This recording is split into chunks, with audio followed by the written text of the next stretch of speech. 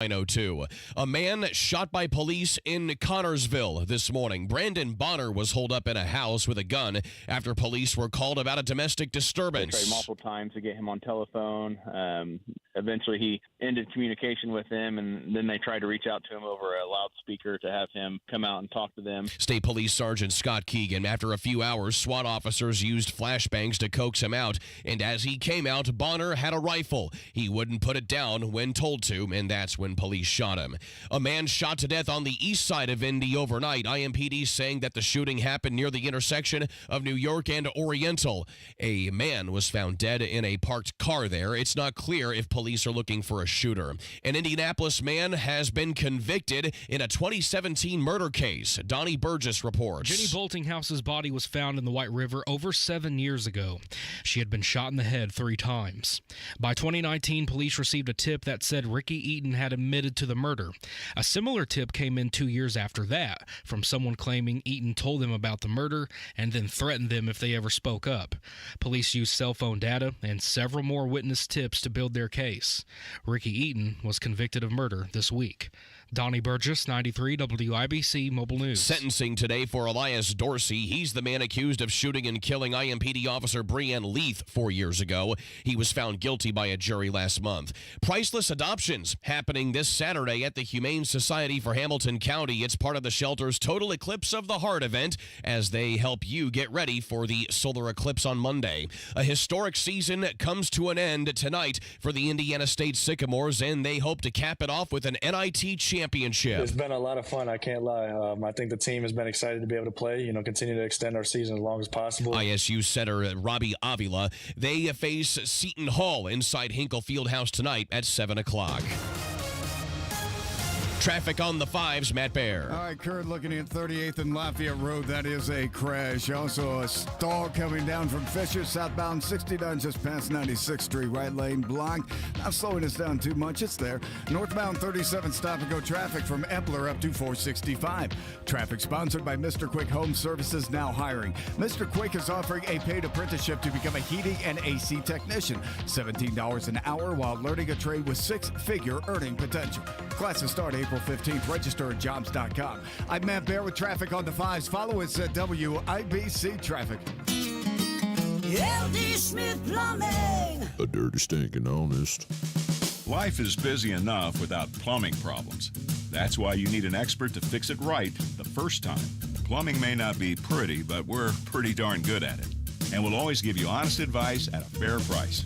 That's the LD Smith Plumbing Promise. Call today for $50 off any plumbing repair, big or small. LD Smith Plumbing. A dirty, stinking honest. We all play a role in keeping our community safe. Every day, we move in and out of each other's busy lives. It's easy to take for granted all the little moments that make up our everyday. Some are good, others not so much. But that's life. It's when something doesn't seem quite right that it's time to pay attention. Because only you know what's not supposed to be in your everyday. So protect your everyday. If you see something suspicious, say something to local authorities.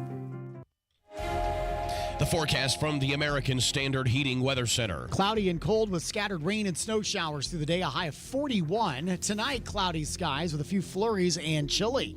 A low down to 37. I'm Wish TV Storm Track 8 meteorologist Marcus Bailey for 93 WIBC. A few showers on radar, otherwise cloudy and 37 downtown. I'm Kurt Darling on the level, on the go, and on WIBC.com.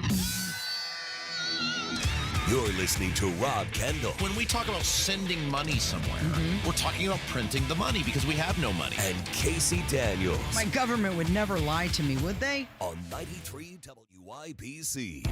Good morning. It is Thursday, April 4th. It is 6 minutes after 9. You're listening to the Kendall and Casey Show on 93 WIBC. Rob Kendall, what is on your mind this morning? Well, Casey, the property tax bills have started showing up in the mail for Hoosiers across central Indiana, and as predicted, they are once again an absolute calamity.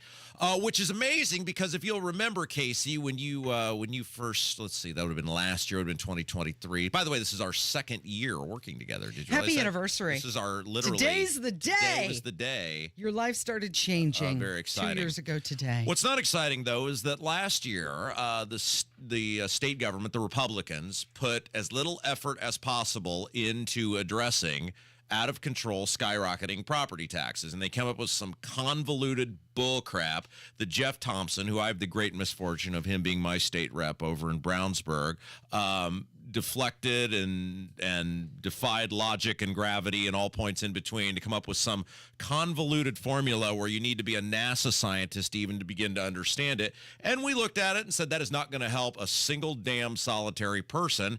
And I'll be darned, Casey, wouldn't you know how it played out that the property tax bills are showing up again. And once again, for many, many people, it is a crushing reality of how they're going to have to scrap and skimp and save and work extra jobs or whatever else to simply afford to continue to live in their homes. Now, you got your bill. Do you want to share with everybody what it said? Yeah, I think it was $185 increase. Wow.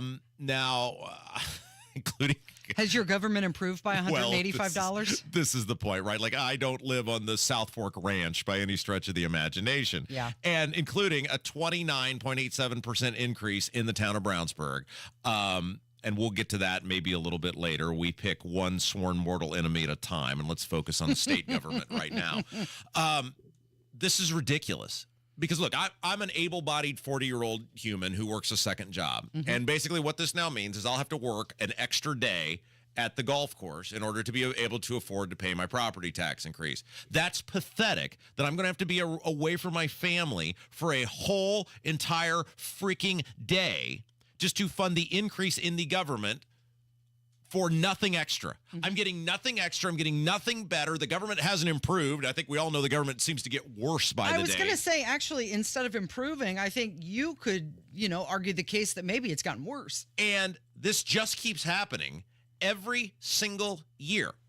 Every single year, these property taxes, not only do they go up, they go up crippling levels for many people. So I did just a little informal survey, and I don't pretend for this to be, a Rasmussen or, Emerson polling, but I just put out on Twitter, and it's still up right now. You can participate at Rob M. Kendall on Twitter. I said, hey, I'd like to know if your property taxes went up, how much did they go up this year? And of the people, and we're nearing 300 people who have taken the survey, so it's a pretty good little sample size. Sure. 47% of the people have said they've gone up more than $400. Wow.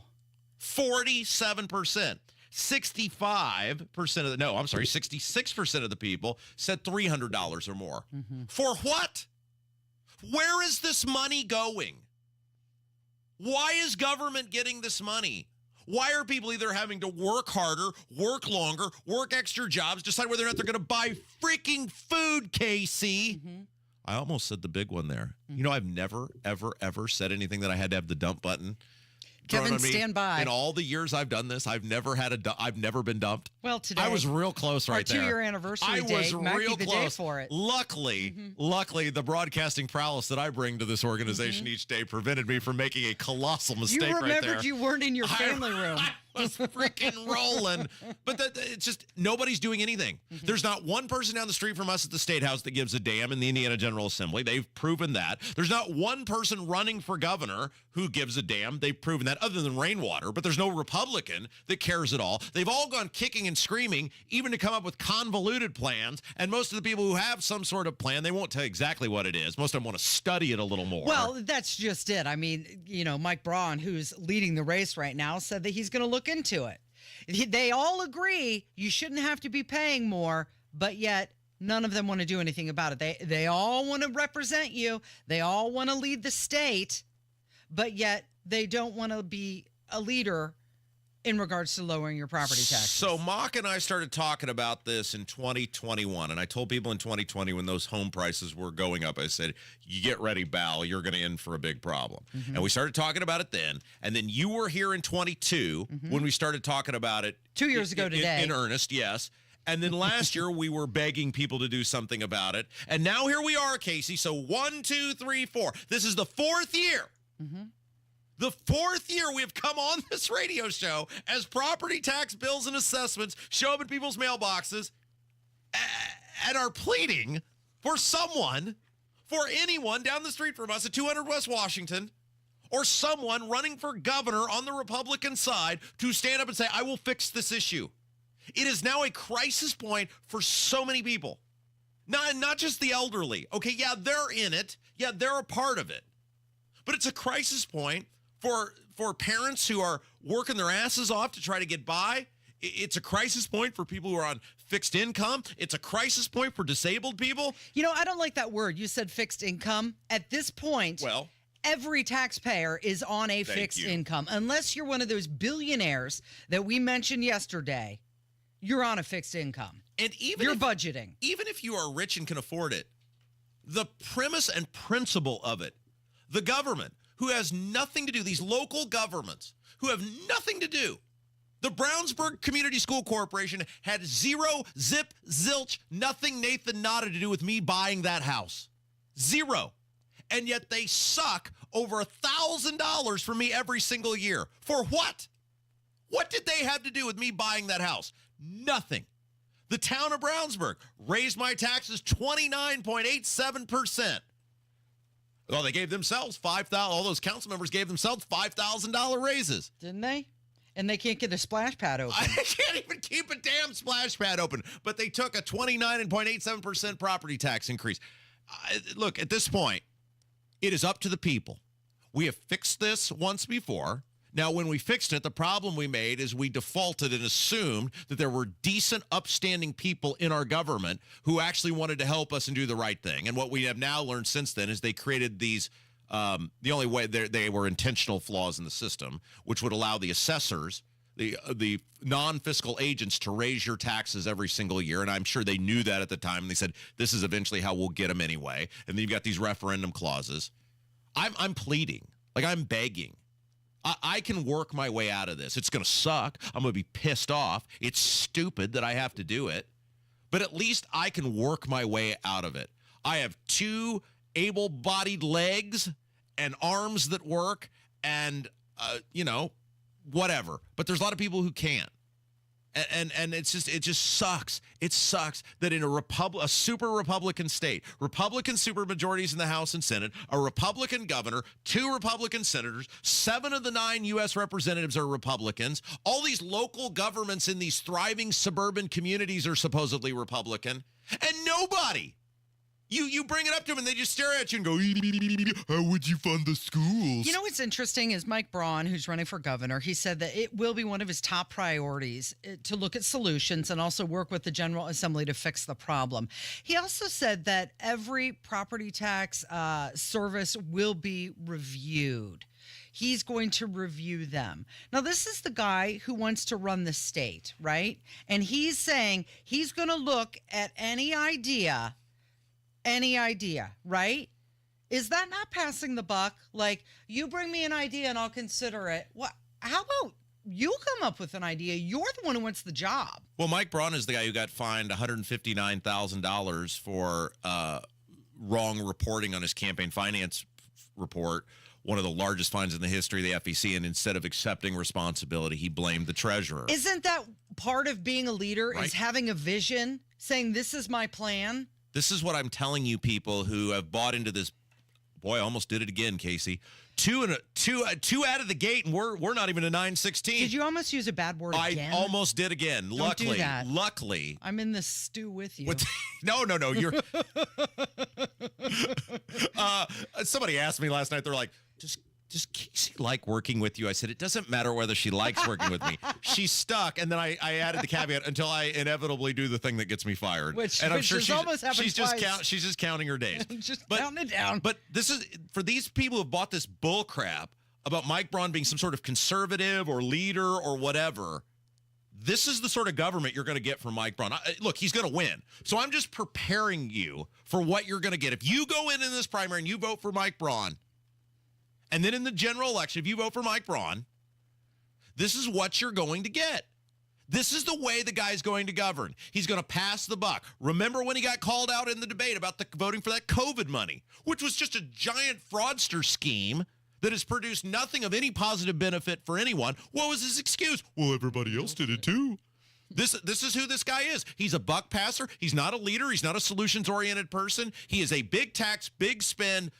I don't know. I guess you'd call him establishment liberal Republican. I mean, that is his voting track record. So anybody, any lawmaker, if you work at 200 West Washington and you have an idea on how you're going to fix this issue, what is the hotline? What is the phone number? 317-684-8444. You call us. We will put you on the show tomorrow. You email me, rob@wibc.com, at Rob M. Kendall on Twitter. You can find me on Facebook. If you are in the Indiana General Assembly or you are one of these candidates running for governor not named what's-her-face, what's her name? She was here. We did Jamie Rittenauer. Jamie Rittenauer. Thank you. Except for Doden. He's banned because he's boring. Every time we have him, he is a complete snooze fest. But if you're any of the other people, you get hold of us, and we will put you on the show because I am so sick of talking about this for the 4th consecutive year. It's Kendall and Casey on 93 WIBC. Like magic, it appears in the sky. A rainbow. Somewhere over that rainbow lurks not bluebirds or dreams. Hidden behind that beauty is trouble. Get a cone tornado right there. Don't be fooled. Tornado on the ground! Confirmed tornado on the ground! Confirmed tornadoes. Oh my gosh, look at it. Oh my gosh. This spring, depend on your severe weather station. Baseball size hell. 93 WIBC. Greetings, listener land. It is Rob for my friends at We Grow Hair Indy. And man, it has been 3 years since I made the trip out to We Grow Hair Indy. And every time I look in the mirror, I am so glad that I did. You know, if you've been looking in the mirror lately and you've been suffering a little lack of confidence because of what's going on up top, a trip to We Grow Hair Indy might be the perfect cure for what ails you. Now, the great thing about We Grow Hair Indy, Darren and the gang, top-notch, first class, all the way. You can schedule a totally free consultation, no obligation. You go in there, they take a look at what's going on up top, and then they give you some suggestions on what might be able to help you. Then you decide.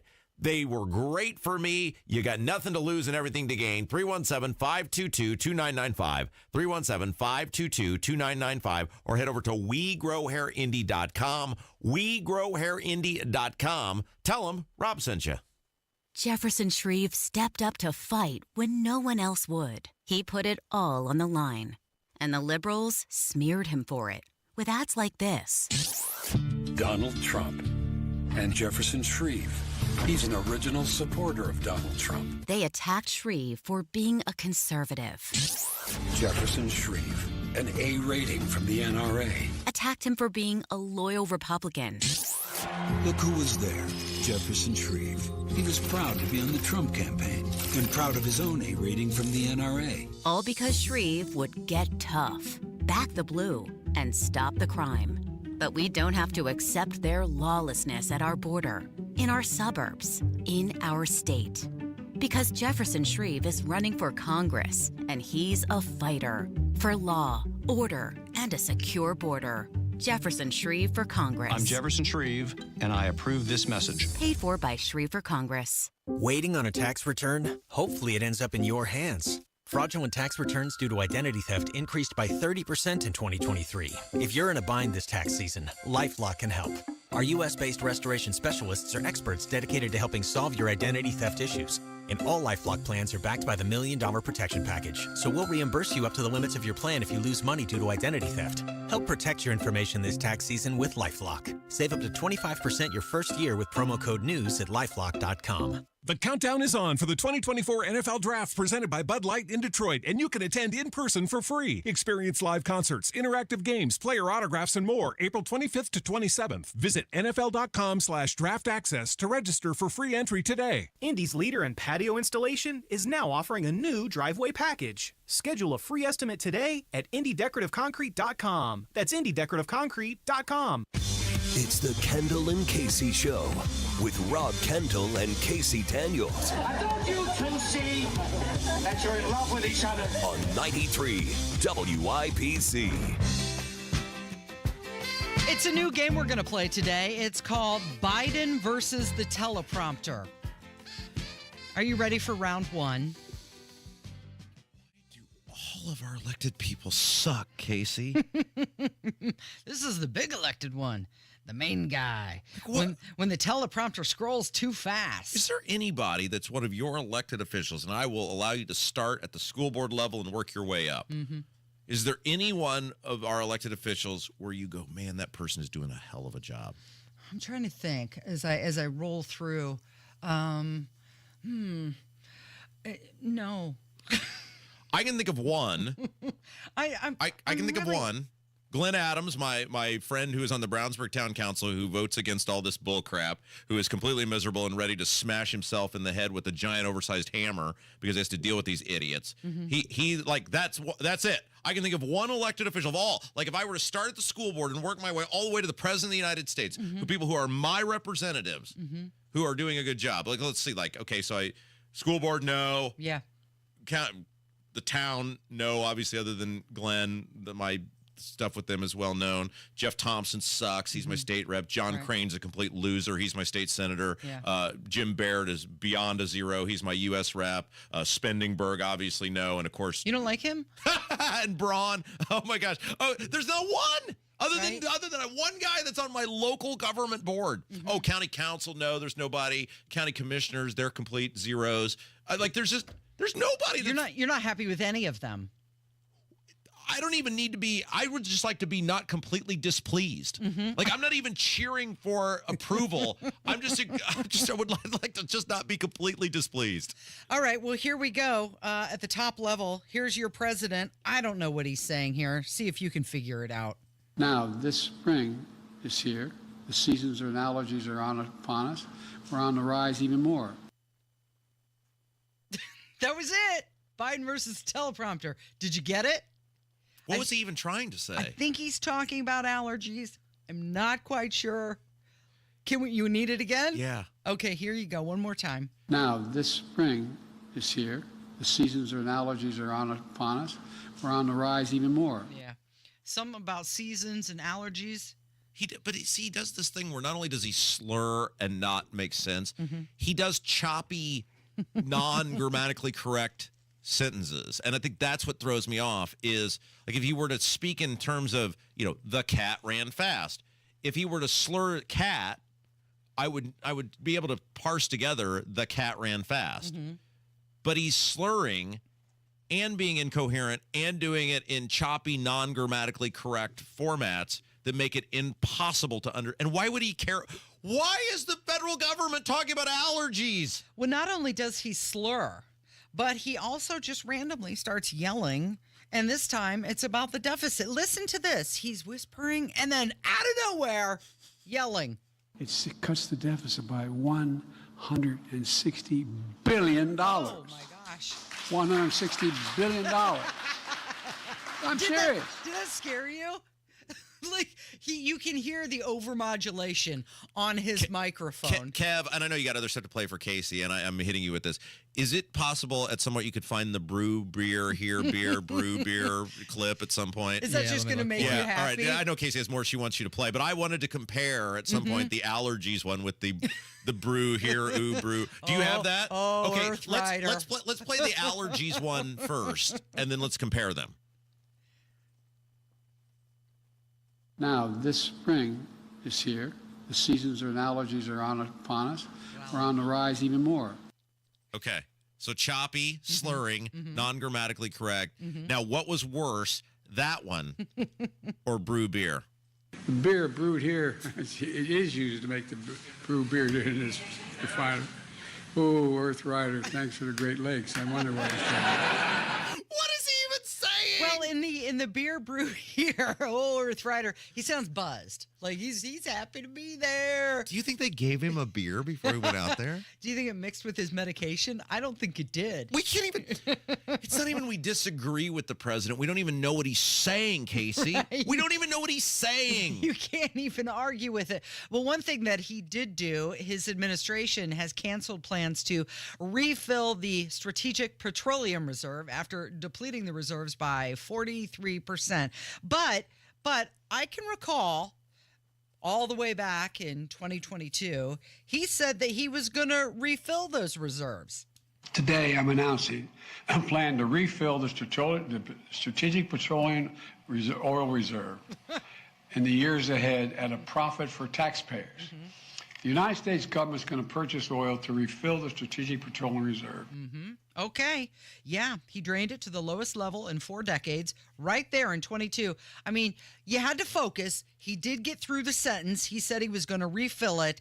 And then yesterday they canceled the plan because it's all too expensive. So even when you can't understand him, he's lying. And don't forget he did that because he for some reason, I mean, we all know why now. I'm not going to use terms like money laundering, but if you can think of a term not named money laundering, you let me know. He engaged in transfer of currency and munitions and other wares and items to the Ukraine, which pissed off the Russians, and we choked off buying oil from the Russians and energy from the Russians, which caused all of the price of everything to skyrocket. So Wizard McSmart over there, his plan to offset that and try to act like that wasn't actually happening, nor an incredibly stupid thing to do, was he was going to deplete the oil reserves to momentarily try to blunt the price increase. And then what you're telling me is he didn't follow through and replace them. So now we just have nothing in the strategic reserves. Yeah, correct. You got it. Of course, they asked the White House press secretary about this, and Karine Jean-Pierre, she just referred everybody to go to the Department of Energy. She said they're responsible for that. And here's the thing with that answer. There's a department for everything, you know. The federal government just keeps getting more bloated. And the president, senior executive, over all of these different departments, she is the spokesperson. She should be able to answer that. She should be able to answer any of these questions, but she always just refers it to somebody else. You know who can answer all the questions, Casey? Kurt Darling. With the news? Yeah, he's next on 93 WIBC. Hey, Rob, how would you like to get a 13% bonus when you invest your money? Oh, my goodness, Casey. Yes, because not only do you get a 13% bonus, you'll also get an annual return that's averaged 7% a year for the past 10 years. Hey, it's Kendall and Casey, and you can discover how you can get an upfront 13% bonus plus a competitive annual return that's averaged 7% a year for the past 10 years. Learn more from the retirement guy we trust, Bill Demery, here in Indy. Just call 317-932-9912. You know, Rob, this is just a no-brainer for me. Right? You get an upfront 13% bonus plus PLUS, a competitive annual return that's averaged 7% a year for the past 10 years. And it's backed by one of the largest insurance companies in the world. So call Bill Demery now at 317-932-9912. 317-932-9912. Past performance is no guarantee of future returns. Michaelis presents Password. The word is basement. Wet. Rain. Leaky. Faucet. Stinky. Socks. Moldy. Underwear. No, it's basement. Really moldy underwear. Well, sometimes. Ew. Basement waterproofing and French drains. Life happens. Michaelis happens to help you through it.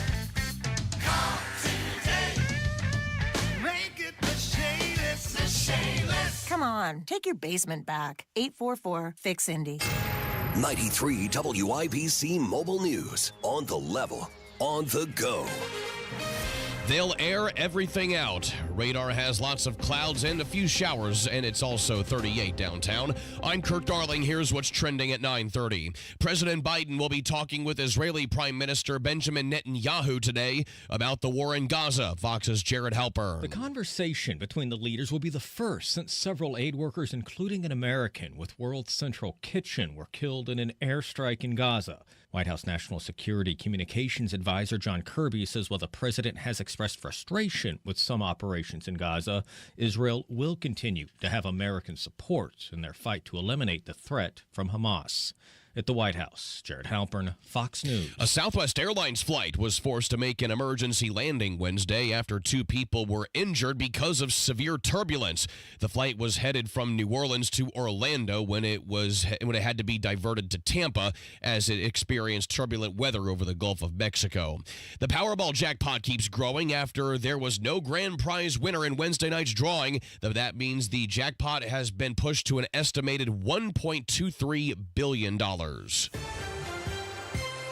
Your opening bell report on 93 WIBC brought to you by Absolute Wealth Management, LLC. Finally, a rebound to start the day. The Dow is up 237 points to 39,719. The NASDAQ up 170 to 18,543. And the S&P 500 is up 36 to 5,303. I'm Kirk Darling on the level, on the go, and on WIBC.com. I'm getting vaccinated with Prevnar 20, a Pfizer vaccine. So am I, because I'm at risk for pneumococcal pneumonia. If you're 19 or older with chronic conditions like asthma, diabetes, COPD, or heart disease, or are 65 or older, you are at increased risk for pneumococcal pneumonia. Ask your doctor or pharmacist about Prevnar 20, pneumococcal 20-valent conjugate vaccine. It can help protect you against pneumococcal pneumonia in just one dose.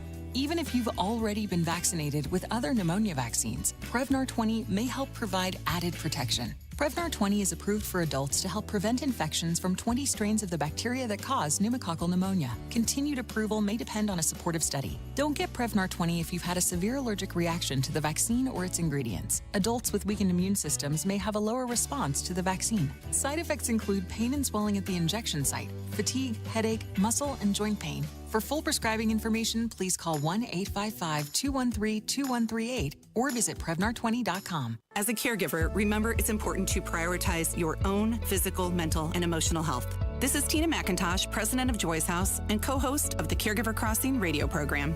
In a moment, I'll explain how looking out for yourself isn't about being selfish, it's being sensible. At Cardon Senior Living Communities, you'll find our teams share a commitment to enhancing the lifestyle and well-being of the people we serve every day at every stage of life. You simply can't always be the best version of you on this caregiving journey. As cliche as it may sound, connecting with others who share your experience is my #1 recommendation for caregivers. You'll soon realize you're not alone, and in the process, discover a much-needed network of aid and compassion. More tips like this are available anytime at caregivercrossingradio.org. With new weekly content created by Joy's House and distributed in partnership with Network Indiana, we're an on-air and online support group for Hoosier family caregivers. Hear conversations with experts, access the library of online education, and more at caregivercrossingradio.org.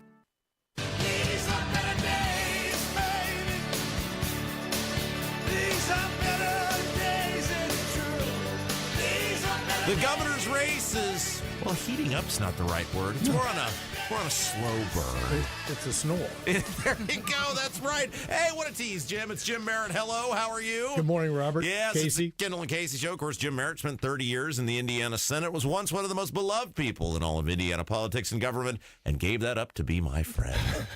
Hey, so first of all, the big news this past week of the governor's race was this huge fine that came out from Mike Braun from the FEC, one of the largest fines in the history of the FEC, $159,000 over, I guess basically the summary on this is misreporting loans to his campaign. Casey and I talked about this to start the week. I think this is a huge deal, not just because of what happened, but the response to it in the sense of they've totally tried to pass this off onto the treasurer. They're taking no responsibility for it whatsoever. You're in this world. What say you? Well, first of all, they're going to get away with it, meaning they're going to pay the fine and not really get the negative publicity about it. That there was an article in the Indianapolis Star, splashed over the front page, and but it's crickets. And I suppose there's 2 or 3, 4 weeks left in this campaign, and we start voting next Wednesday, and so we may see a lot of advertisement about this from his opponents. But crisis management 101 is the idea of taking responsibility and cut it off and move on. And what they did was just cut it off and move on. And well, by cutting it off, it sounds like they're blaming somebody else. Well, they are blaming somebody else. Yeah. And the thing is, as Abdul said on State House Happening, is when you're the candidate, you sign the bottom line of everything, and it's your campaign. And we didn't really hear anything out of Senator Braun on this. It was more of a treasure of the treasurer. Well, I think there's 2 sides of this. One is the fact that they allowed the mistake to be made. I mean, you're talking about a U.S. Senate campaign where I think something like $20 million was raised and spent. It's very serious. You got one guy that's the eyes of everything. I mean, where's the check and balance on this? Right. And then afterwards, to try to just blame it on this guy, it shows you when the you know what hits the fan, when Braun's governor, he's just going to blame it on some agency head and skedoodle on out the door. And we've seen this movie before with the $1 billion mistake on Medicaid. We just moved on from that. And so it just all depends, Casey, how severe the spotlight is. And I believe with when you look at Abdul's latest poll, Braun just moves on, and it's almost like the 10-minute or 6-minute media window has closed on that, and they're moving on. Well, even if his opponents do put it in some sort of advertising, it's almost too late at this point, isn't it? To affect anything. As Rob and I said, this has been going on for 5-6 years now, and there's been ample time since last summer to kind of percolate this and let it boil with his Senator Braun's opponents, and they kind of flecked it away. And that's why this governor campaign is so odd, because it hasn't really had a pulse. And what you do when you're a challenger and you're 20 points down from Senator Braun in July of last year, you start laying the groundwork of all these issues, and then you hit it hard 60 days, 90 days before the election, and then you just kind of put the glare of the spotlight on it. And the other candidates have not done so, and they're going to lose. Yeah, and that's, we got into this on State House Happenings. Casey, I joined the media in this city at the wrong time, because I was in politics when the politics was fun, and I should have been in the media. Like, you think about the Lugar-Murdoch campaign. That seems like the heyday of being in covering politics in this city, because you had grenades being thrown at each other, both ways. Right. Every day was somebody, saying something egregious about someone else. And this is boring. Well, let's look at the positive part. Mitch Daniels, he campaigned for 18 months, slept in beds of Hoosiers all around the state, listened to people, had issues every week, something new. Great commercials. Now that was a textbook campaign. Yeah. And when we're not doing that this time. And you talk about the media, Rob, it has shrunk. They're really a statewide media is it's you and maybe me and Abdul and Nikki Kelly and maybe some other folks, but and Casey. And so the spread is not there of statewide. And when Abdul asked the question, are you going to vote on May 7th? That's what the date is, right?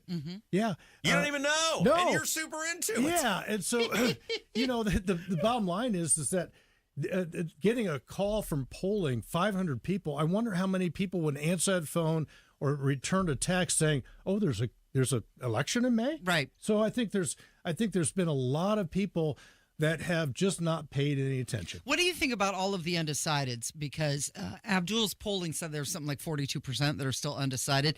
It's like all of those undecideds are going to have to get in the camp of one single person to make any movement against Braun. Well, yeah, and when you talk about Abdul's poll, and he always says famously it's a snapshot in time, but it is likely voters, but those likely voters want marijuana to be safely regulated, and none of the candidates have talked about it. And we've known that issue has been strong. Anywhere between 75 and 85% of Hoosiers will support that, and they've totally ignored it. So when you ignore issues that people care about, like property taxes, and there's no plan, people get to point that don't care. Let's talk about property taxes. Casey and I touched on this early on in the show. The bills are showing up. Mine showed up the other day. Mine is going up like $175. Now, look, I'm an able-bodied, thankfully blessed, healthy 40-year-old human who can go work a second job, and I basically have now said that's an extra day for me to go to the golf course, which pisses me off. Because my government did not get better enough that I should have to spend an entire day away from my family just to break even to pay my taxes. And yet, none of these people running, and there are hundreds of thousands, millions of people who are just as angry about it as I am. And yet none of these people running for governor, it was like right there, all these free votes, and nobody wants the free votes. Robert, it'd be really interesting to see the crosstabs on that poll of how many senior citizens they actually polled. Yeah. And senior citizens really are at the tip of the spear here in the way of they're going to be affected the most. And they're most likely to vote. Yes. And so you can see that these campaigns really miss the target on a voter that might be undecided in the month of April, that you come across with a property tax plan that may be able to allow them to stay in their home. And they just completely missed the mark, Casey. Mm-hmm. Why are they completely ignoring these issues? I mean, you mentioned it earlier with the marijuana. I think Abdul said 65% of likely voters want it legalized either recreationally or medicinally in the state of Indiana. And as far as I know, Mike Braun is the only candidate who said he would even consider looking at it based on what law officers say. The rest have all said absolutely not. Yeah, I don't get that. So they're just completely missing the mark with their voters. They really are, and everybody knows how I feel about it. If you bring it in with standards and with accountability and you understand of what is in that vape pen, if you will, we can get this done. But like a lot of other states, and you know, don't stop me talking about the fiscal impact of this, and that's in the shadows. But that's why there are so many undecided voters, because the governor candidates have not been talking about the issues that impact lives, or they're not falling on the side that they agree with. Yes, and but they all did their polling back in July and August and September, and all those polls said, you know, we're worried about the border. And so they gravitated to that instead of really looking inside the tabs, if you will, the cross tabs of polls, knowing that senior citizens are scared to death of selling, or not selling, but losing their homes. Do you find it interesting that Suzanne Crouch has been the only candidate who's really been talking about something different than the rest? She's done a really good job. And I'm not even talking about Axe the Tax. I'm talking about the mental health. Yeah, she's the only one who has stepped out on that. That's a personal issue, and people have gotten to know Suzanne. And it's a bright point of her campaign, because I worked on those issues when I was in the legislature, and I know that all 92 counties are suffering from it. And good on Suzanne, good on the Lieutenant Governor for kind of getting to the nub of it and kind of relating, because a lot of us don't want to get into those personal issues that really are profoundly shaped her life. And the others could have done this. But you really can't pinpoint anything in their personal lives. You know, Braun is a successful businessman. Chambers did a good job at the IDC. Did he? Businessman. Really? Well, that's what he says. Oh, that's what he says. Okay, that's a bold move, Merritt. This is what they've been talking about right. their campaigns, but it hasn't resonated. It hasn't been personal and vulnerable like she has been. And Suzanne has touched Hoosiers, and none of the other candidates have kind of... Well, she also personally touched Hoosiers when she allowed Eric Holcomb to kick him right up between the backside for the past 7 years. So, look, this doesn't matter, right? She's so stuck to him that there's no way she's going to win. Well, right. And she didn't get it. We tried to tell her that from the very beginning, and she would not listen. Well, the problem is when he polls the 65% of the Republicans in Abdul's poll, and she That's only... bad, though, isn't it? Well, let me just... 35% of people in your own party don't like you. I mean, that's... Abdul's like, oh, he's doing very well. Well, he should. He's a Republican. But look at it from the Suzanne Crouch point of view. If she's married to him, in the political sense, she doesn't have 65%. And so she would like that. Yes, of course. And but he wouldn't get 6% if he ran for re-election. Well, who knows? But the bottom line is that the popularity, called 65% out of 100% Republicans, that's still 65%. That did not transfer to the lieutenant governor. Tell us about Merritt in the Morning. Merritt in the Morning, we're going to interview the Tor brothers today. The who? Jerry Tor. Oh, one of my favorites. Yeah, State Representative Jerry Tor. I have so many things. Are you submitting listener questions? I have so many that I just like to write down before you leave the studio. And his twin brother, John Tor. We're going to interview him this morning with Brad Klopfenstein. Yes. And as well as I wrote an article for the solar eclipse for indiepolitics.org. And please catch it over the weekend. Oh, how exciting. Let's see. I'm going to write my question out here. Why did you vote to keep screwing taxpayers? All right, I'm going to slip that in your pocket, and if it ends up on Merit in the Morning, I love you, I will Merit. credit you. Yeah. Find it on Facebook as well as YouTube. Merit in the Morning, you're the best. Thank you. Thank you. You're listening to Kendall and Casey on 93 WIBC. Tonight on the Tony Kinnecast, Special Prosecutor Jack Smith threatens to put Trump in a world of hurt by appealing to Supreme Court Justice Clarence Thomas. Tune in at 7 p.m. right here or the podcast anytime. Mortgage rates have lowered going into the spring selling season. Now is the time to act to maximize your equity. Mark Dietel has the plan and experience to sell your home fast and for maximum value this spring. Maybe you're worried about costly repairs or upgrades to sell your home. Mark Dietel guarantees your home sold at a mutually agreed upon price and deadline, or he will buy it. Listen to what Greg and Franklin had to say about working with Mark Dietel. My tenant moved out of my investment property and I was done and ready to sell. I heard about Mark on the radio and everything they say is true. In 15 days on the market, I had a cash offer I wanted on the property and it was done. Selling with Mark Dietel was fast, easy, and profitable. Call the agent I trust and recommend and the agent who guarantees your home sold or he'll buy it. Call Mark Dietel, 317-755-4232 for all the details or go online to markdietel.com. That's Mark, Dietel.com. Hi, this is Denny Smith, and the allergy season is getting a jump start on all of us, and we really need to get ready to fight back.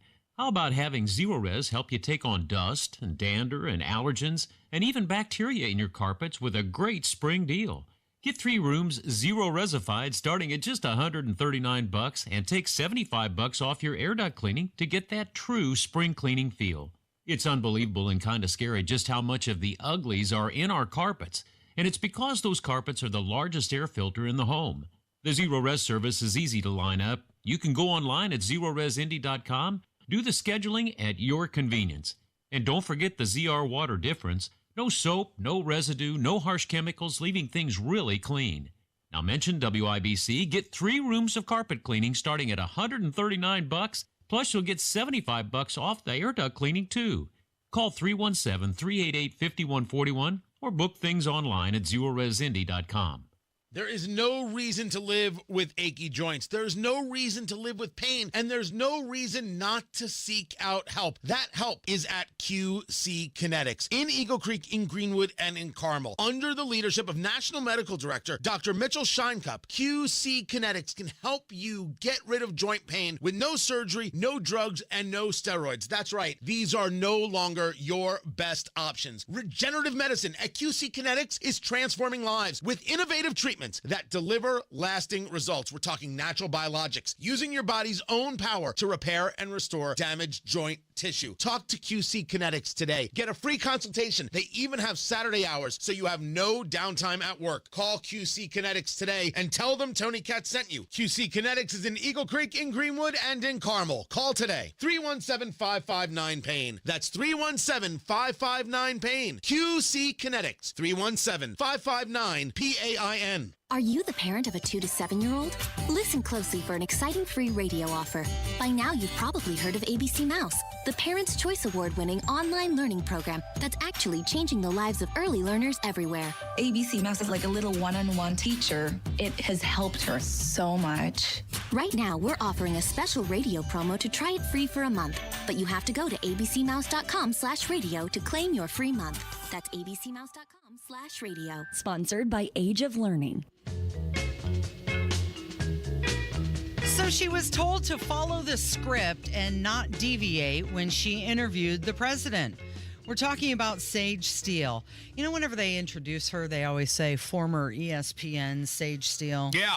I'd like to change that. This is Kendall and Casey, by the way. Yes. Let's call her what she is. Indiana's Sage Steele, former WSBT South Bend reporter, former Wish TV on-air talent, Sage Steele. Why is this sticking in your crawl? Like, of all the things to stick in your crawl, this is what made you angry this morning? No, it didn't make me angry. I'm just saying. No, you're clearly very upset about this. You're like, I'm going to fix this. Let's give credit to these other places that she's been. Well, come on now. I mean, it's like I think you get known basis where you're did the majority prominent, of the work. like, yep. there will come a day where I will be told my services are no longer required here, and it'll be, if I ever pop up in the news for some reason, I don't know, making residents in a homeless shelter or, living on the side of the road somewhere, it'll be former WIBC midday host Rob Kendall. I mean, I've worked at a bunch of different radio stations. I mean, I just think you're looking for a reason to be angry. It's a very woman approach of you, and I just think you're maybe jumping the gun on this. So when she interviewed Joe Biden back in March of 21,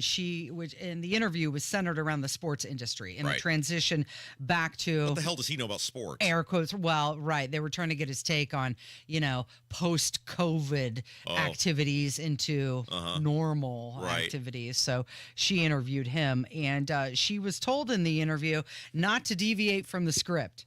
This was about 2 months after he took office. That was an interesting experience in its own right because it was so structured, and I was told, you will say every word that we write out. You will not deviate from the script, and go. To the word, like every single question was scripted, gone over dozens of times by many executives, editors and executives. Absolutely. I was on script and was told not to deviate. It was very much, this is what you will ask, this is how you will say it. No follow-ups. No follow-ups. Next. I knew that this was a lot bigger than just the wonderful editors that I worked with. This went up to the fourth floor, as we said, that were all the bosses, the top executives, the decision makers are the president of our company, the CEO, where they all work. Okay, so she left ESPN back in August after nearly 16 years of the network. She said that she wants to exercise her First Amendment rights more freely. She actually filed a lawsuit with them back in 22. All right, so I'm going to put this to you because you're a TV person. I've never, I've done very, very little television over the years. But so you would know the television. Okay, how much of this is he can't even remember his name, so we can't go off the script? And how much also of it is, hey, television is by its very nature a lot more scripted and structured because obviously it's visual. Yeah. People can see things. The breaks, don't they tend to be a little more like quick? Yeah, but you're talking about an interview, and it's the basic concept that you do here. You've got 5 minutes. You've got to hit your mark, ask the questions, and as long as you're wrapped up within the time frame, you're good to go. So that's not normal in television to just like sit down with the producer and they say, here's what you're going to have, in your case, like, and I'm just making things up. You're going to have the mayor of South Bend on, and you got 5 minutes with the mayor of South Bend, and here's what you're going to ask him. Right. Is that uncommon? Well, no. It's just like when you interview Donald Trump, you have the little preview. Hey, these are the questions that I want to ask him. And his handlers are either going to say, but they didn't. Go for it. Ask whatever you want. That's the point, Casey. Nobody ever asked me anything about, but I'm also wasn't on television. I'm asking from a television standpoint, is this normal behavior in television for television producers to, when you have a guest on, say, you've got 5 minutes, here's what you're going to ask, don't go off the script? Or is that unusual? I think that's a little unusual. You get a little leeway. Yeah. I mean, the big things are, hey, say your name, spell your name, because they want to get the super correct on the bottom. Right. And then you have a general idea of what you're going to talk about. Clearly, they were going to be talking about post-COVID and athletes getting back to full stadiums and arenas. But she's saying, no, every question was completely scripted. Don't deviate. Don't change a word. Don't go off the script. Like, she couldn't even, hey, you got me thinking. It's not a normal conversation. These are the questions. These are going to be his answers. So her kind of, without saying it, her sort of assertion is he's incapable of having, that they've, on the back end, we might say, they've prepped him to the point that he knows exactly what he's going to be asked. These are his answers. Right. And he's basically incapable of having a free-flowing conversation. Well, that's what it seemed like to me she was saying. Right. It's not just a normal conversation. Okay, so my next question to you would be, are you surprised by any of this? Like, I hear this, and it's interesting to hear somebody say it who's actually done it, but it's not some earth-shattering thing where I'm like, oh my goodness, this really, I had no idea that Biden would be incapable of having coherent conversations. No, with it people. Doesn't surprise me now, but you have to keep in mind that this interview took place in March of 21. So this... he was delusional then. Right. This behavior started right out of the gate for him and his presidency, and the control and the managing the message that was going out to media. What is going on in our country where we just put the politics aside? What's going on in our country where we accept the fact that our president is incapable of having an off-the-cuff conversation? Well, and that's the point. He can't just sit down with a reporter, have a conversation. Everything's got to be scripted out. Like I do it for 3 hours every day. He's got to have it memorized. Before every segment, I look at Casey and say, what are we talking about? Well, and if he does go, right. And if he does go, you do that, by the way. If he does go off the script, is he going to say something that, oh boy, they're going to have to roll it back that's later? Pathetic. Yeah. He's the president. Right. He's the president of the United States, and he cannot form coherent thoughts on his own. Right. You'd think that he'd have a better grasp of what's going on and his vision. It's part of the leadership, right? Kevin. Like if I were to sit down with you and say, Kevin, we're going to have a conversation about music, but I'm not going to like inform you about the music. You could wing it for 5 minutes, right? Like you could fake it no matter what band or whatever I brought to your attention. Yeah, I probably could manage that. The producer for the midday show on WIBC could pull it off. Right. And there's always the answer, I don't know. Let me get back to you on that. That's perfectly acceptable too. Couldn't do it, though. Jeez. It is Kendall and Casey. It's 93 WIBC.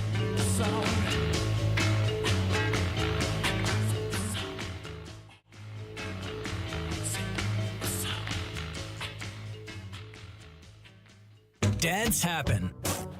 There's a whole lot of stuff that can mess up the look of your vehicle. Don't paint your car. Go PDR with Kill a Dent Removal. PDR is paintless dent removal that saves your factory finish and is way less invasive than traditional body shop repairs. And it's faster too, sometimes same day. Google Kill a Dent Removal and check out the reviews and photos. Then schedule your repair. Hail baseballs, kids, fender benders, shopping carts, flying cows, angry X's, and anything else that leaves dents. Don't paint your car. Go PDR with Kill a Dent Removal. Indiana Pathways for Aging helps Hoosier Medicaid members age 60 and over get support at no additional cost to live life their way. Mom's Parkinson's is progressing, and Pathways provides in-home support so she can be with family every day. Pathways coordinates Medicaid and Medicare services. I'm getting help with meals, personal care, and transportation. One day, I might choose a nursing home, but today, I have options with Pathways. Eligible members can select a plan now. Call 87 Pathway 4 or visit in.gov/pathways. Andrea Bocelli in concert, presented by Stiefel. Saturday, April 13th, 8 p.m., Gainbridge Fieldhouse, with the Indianapolis Symphony Orchestra, conducted by Stephen Mercurio. The world's most romantic voice, Andrea Bocelli in concert. On sale now at Gainbridge Fieldhouse box office. Are you over 30 and putting off life insurance? It's time to get a quick quote from Ethos. A better, easier way to get term life insurance. All online with no medical exam. Answer a few health questions and you could be approved for up to $2 million. Isn't it worth 10 minutes to help protect your family's financial security? Ethos. Up to $2 million in coverage with no medical exam. Some policies as low as $1 a day. Answer a few health questions and get your free quote at checkethos.com. That's checkethos.com. Coming up in 2 minutes, the cops had to shoot a man this morning. We'll tell you where. Plus, what will be the fate of a convicted cop killer here in Indianapolis. And tonight, the season ends for the Indiana State Sycamores, but will it end with some hardware? I'm Kurt Darling. That and more coming up from the Technology Recyclers Studios after Fox News Radio. You're listening to 93 WIBC, WIBC HD1 Indianapolis. It's 10 o'clock.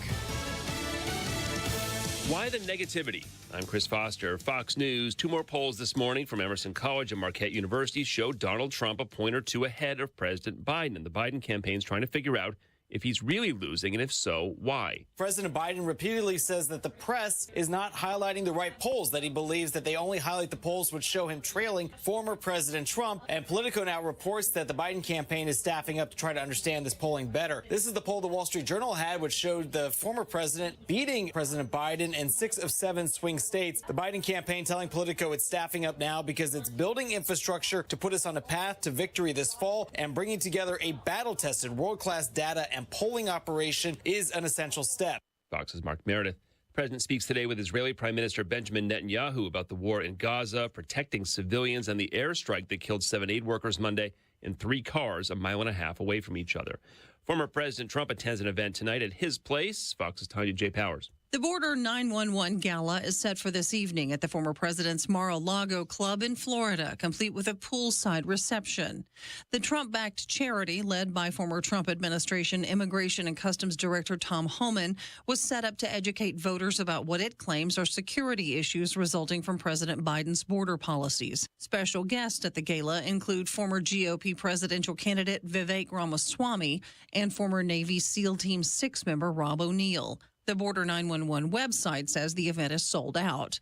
Former President Trump announced Border 911 on his Truth Social platform last year, promoting it as a tax-exempt charity. It's illegal for a tax-exempt charity to publicly support or oppose any political candidate. There are questions about this organization seeming to do just that. A spring storm hits the Northeast and New England today with gusty wind, rain, and heavy snow farther north. America's listening to Fox News. 93 WIBC Mobile News. On the level, on the go. He didn't do what they told him to. It's cloudy and 37 downtown. I'm Kirk Darling.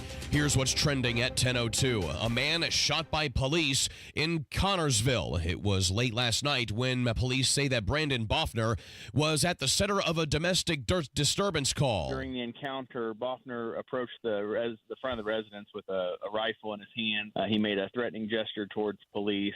They introduced chemical agent into the house. Boffner still would not put down the rifle, so police shot him. He's alive at the hospital. A man shot to death on the east side of Indy overnight. It's a very extensive scene to process because, as you can tell behind me, there is a bike path and there's all kinds of construction, so it's going to be a while. IMPD Captain Don Weilhammer. He says the shooting happened near the intersection of New York and Oriental. A man was found dead in a car parked there. It's not clear if police are looking for a shooter. Sentencing happening right now for Elias Dorsey. He's the man accused of shooting and killing Officer Brian Leith 4 years ago. He was found guilty by a jury last month. A man from Orange County was arrested this week and on charges of child porn. Harrison Silcox reports. Indiana State Police say their investigation started last year when they were given a cyber tip in July of 2023. That tip claimed there was a specific account being used to transmit pictures and videos of child porn. Detectives requested a search warrant for an address in French Lick. State police say they arrested Brandon Alexander. He's charged with 5 counts of child porn possession and is in the Orange County Jail. Harrison Silcox, 93 WIBC Mobile News. A South Korean tech company is spending a lot of money to build a new microchip manufacturing plant here in Indiana. SK Hynix is investing nearly $4 billion to build the plant in West Lafayette.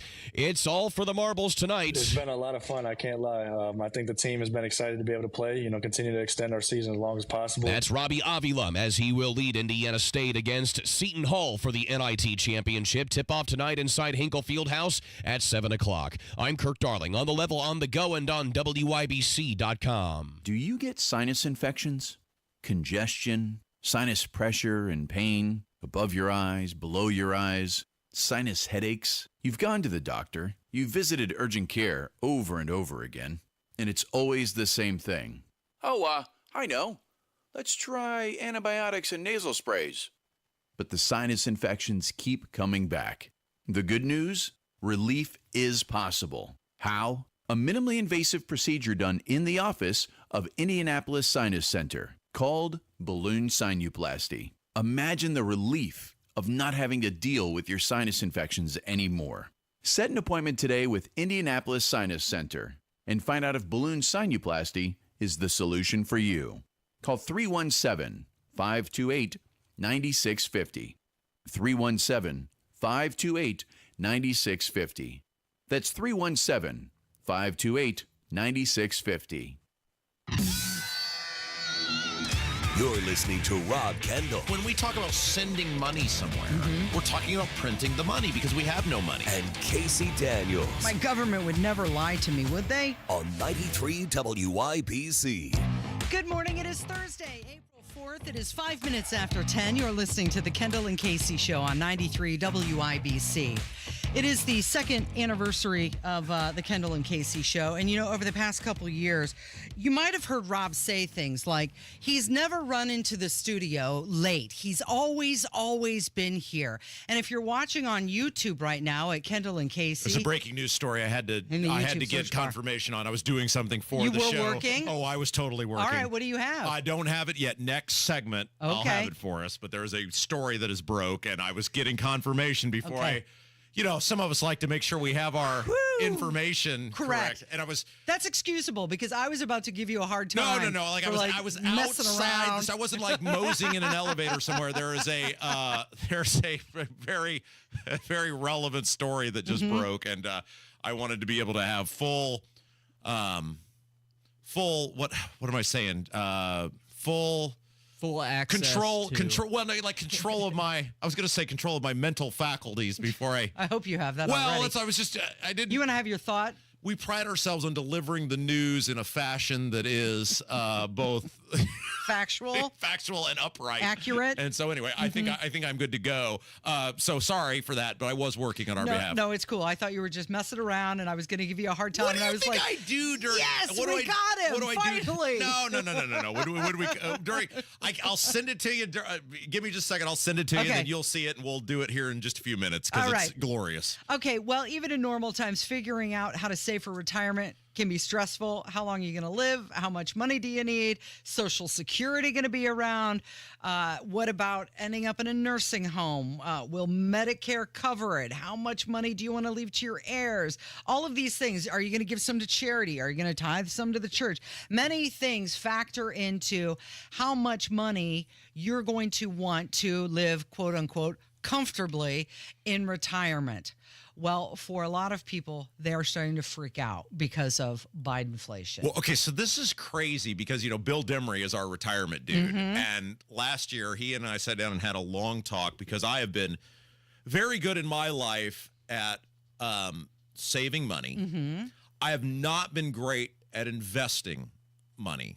And what you don't realize, and this is totally on the public education system, like totally 100% on the public education system, because they don't teach people how to balance checkbooks, they don't manage credit cards, manage money, none of this stuff. And what you're kind of feeling your way through this based on, and this is a really dangerous way to run through the economy, you're kind of feeling your way through it, and it really is based on your life experience and your education. And if you're a person that doesn't have a lot of life experience inside the financial world or a lot of education that will educate you on how the financial world works, you realize saving money simply gets you behind.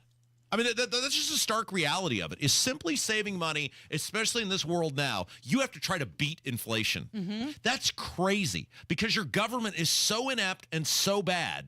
You have to try to beat inflation. That is an amazing statement to make, that because of our government, simply saving your money is basically a financial death trap at this point. Consult your trained financial advisor. Yeah, what's the saying? You can't save yourself to prosperity? And it's a mistake that I have made because I've been very good about saving money over the years, but it finally has kind of dawned on me as I have a wife and a child now and et cetera, that I've got to make my money actually work for you, for me, because I'm losing money every day. That money just sits in a bank account. Like the interest you're garnering off that, or whatever small CDs or whatever you might have, is not keeping up with the inflation. And there used to be a time where it was like, well, you pay off your home mortgage. Well, the interest rate I have on my home mortgage is so good that I'd never get that now. So it's like I'd be losing. So now we're in a world where simply being a responsible human being doesn't work anymore. You've now got to be smart and savvy to the financial game, which how many people are that? Right. And so, like I was telling Bill, I said, man, I feel horrible that it took me this long to do this. And he said, don't feel bad. He said, you're young by the standards of many people that he or other financial people come in contact with who finally get wise to this game. He said, you're starting with something at least. Like you have a blueprint to start to invest in whatever. Yeah. Many people that are my age or even older haven't even started. Simply don't have that. Yeah. So the amount of money that adults believe they're going to need in order to retire has jumped 15% just over the past year, 53% since 2020. So this is, according to the Wall Street Journal, they surveyed a bunch of people, 4,588 people, and they said that they felt it was going to take $1.46 million to retire comfortably. Okay, how much? $1.5 million. Yeah. Now, obviously, like, okay, so again, it comes back to comfortable is in the eye of the beholder. Correct. Like I could live on 9 cents, right? So my level of comfortable is different than maybe yours or Kevin's, or there are people who are of upper level of income. But I would say if you think about, let's say you retired at, I don't know, what is the age now? 62? Is that 64? Whatever. Early retirement, yeah. Yeah. So let's just say if you're looking for a quote comfortable retirement, you're probably not a person who's working until you're 70. Let's just say 60. Is that fair? Okay. So if you said I'm going to retire at 60, I know the life expectancy is not 90, but if you were to anticipate living to 90 years old, if you take reasonably good care of yourself, et cetera, and you can kind of plan that out in health history. So let's say you've got a plot 30 years. $1.4 million. Doesn't seem like it's going to get you there, does it? It's not all that much money over 30 years. Like if somebody were, remember when we were kids, you were a kid before I was a kid, but remember when we were children? Thanks for pointing that out. Yeah. I distinctly remember my grandmother would talk to me in terms of a millionaire, like that was a completely unattainable. Right. Now it's like, I know there's tons of people who I know, who I communicate net worth with is $1 million or more easily. That's nothing. Like that's very, I mean, it's not like middle class pauper level, but it's upper middle class. There's many people who have $1 million in net worth who you would never think, oh my gosh, that person is so rich. And so think about I'm going to try to do math here on the fly. Oh, I don't have to do it on the fly. But remember when they were like, as a kid, you won't always have a calculator in your pocket. You're going to need to know how to do this bizarre, no, yes, you are. Totally unfounded math equation. It's called an iPhone. All right, so I'm going to take $1,400,000. I'm going to divide that by 30. Okay. That's basically $47,000 a year. Yeah, that sounds about right. That's not some huge amount of money. Well, and that's even going to be hard to live off of. I mean, you're talking about not having a big mortgage payment. Right. And also property taxes that are increasing. Right. And the price of food increasing. I mean, you're talking about where levels are right now. Yeah, I mean, if you were to tell someone now, in fairness, let's be fair, if you're retired, retiring, there's a good chance you probably own your home or very close to owning your home, because that's probably part of the equation. But even if you owned a home and didn't have a mortgage payment, $47,000 a year is not some lavish lifestyle. I mean, if everybody were to subtract their mortgage payment from their salary, they're still probably going to be above $47,000 a year. Talk about anxiety that's inducing for people who want to retire. That's got to be sky high, because think about this. There's little stability right now in the market. When you think about over the past 4 years, eggs were 99 cents. Now they're $4. Gas was $2.50. Now it's $3.50. These prices keep fluctuating. So how do you even make that plan? Yeah, and again, it comes back to, this is a public education thing. This is educating the populace thing. Because again, my generation, I'm old enough that where I was still raised, like, I think my grandparents had some of the biggest influence on me, because they were the greatest generation. They grew up during the Great Depression. My grandfather was a railroad conductor. My grandmother was, for most of her life, a stay-at-home mother. And they still built a very successful middle-class life together based around being able to effectively save money and reasonably and responsibly invest money in CDs, et cetera. And so growing up, to me, like, I looked at my grandparents and said, okay, this is how you do it. Like, you're not going to get there. They were never super rich, but they never wanted for anything. They had a nice, a nice home, comfortable. Right, exactly. And I thought, okay, if they can do this, then this is kind of how you do this. And I always thought, well, okay, even though I've chosen a field where you don't make a ton of money at it, if I just navigate in the same fiscally responsible manner they did, then I'm going to be fine, like they were fine. That doesn't work anymore. Like my generation, who is now in the heart of the the earning and the producing for society, we were totally misled on that, because now simply saving and being a fiscally responsible human being gets you crushed through inflation. Well, your generation, millennials, believe that the number for retirement is even higher. Oh, it totally is. They believe it's got to be 1 million and 1.65 million. Oh, totally. Yeah.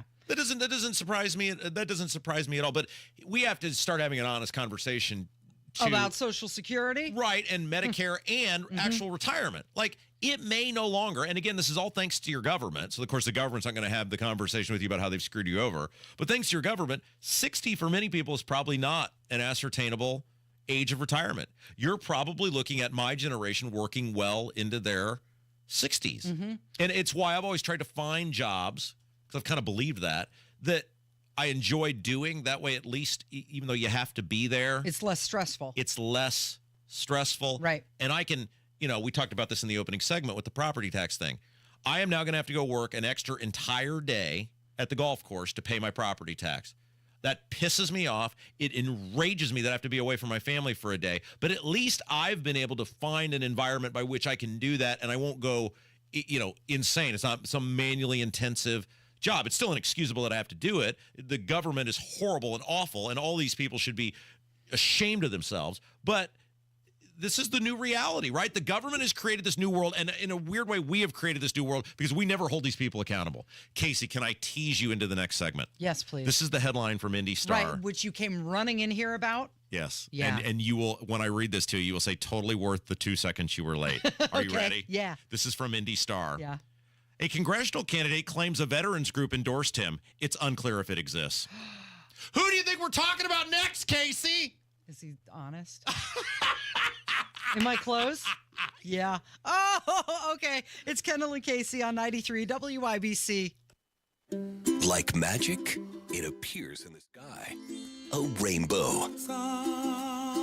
Somewhere over that rainbow lurks not bluebirds or dreams. Hidden behind that beauty is trouble. Get a cone tornado right there. Don't be fooled. Tornado on the ground! Confirmed tornado on the ground! Confirmed tornadoes. Oh my gosh, look at it. Oh my gosh. This spring, depend on your severe weather station. Baseball size hail. 93 WIBC. Fight when no one else would. He put it all on the line. And the liberals smeared him for it with ads like this. Donald Trump and Jefferson Shreve. He's an original supporter of Donald Trump. They attacked Shreve for being a conservative. Jefferson Shreve, an A rating from the NRA. Attacked him for being a loyal Republican. Look who was there, Jefferson Shreve. He was proud to be on the Trump campaign and proud of his own A rating from the NRA. All because Shreve would get tough, back the blue, and stop the crime. But we don't have to accept their lawlessness at our border, in our suburbs, in our state. Because Jefferson Shreve is running for Congress, and he's a fighter for law, order, and a secure border. Jefferson Shreve for Congress. I'm Jefferson Shreve, and I approve this message. Paid for by Shreve for Congress. Attention seniors, you're invited to the grand opening of CenterWell Pendleton Pike. CenterWell offers primary care centered on seniors. So come celebrate on Wednesday, April 10th at 8101 Pendleton Pike, Suite E in Indianapolis from 10 a.m. to 1 p.m. Enjoy food, music, and more at this free community event. Plus, tour the new doctor's office and meet the care team. For details, call 317-648-5581 or visit meetcenterwellindiana.com.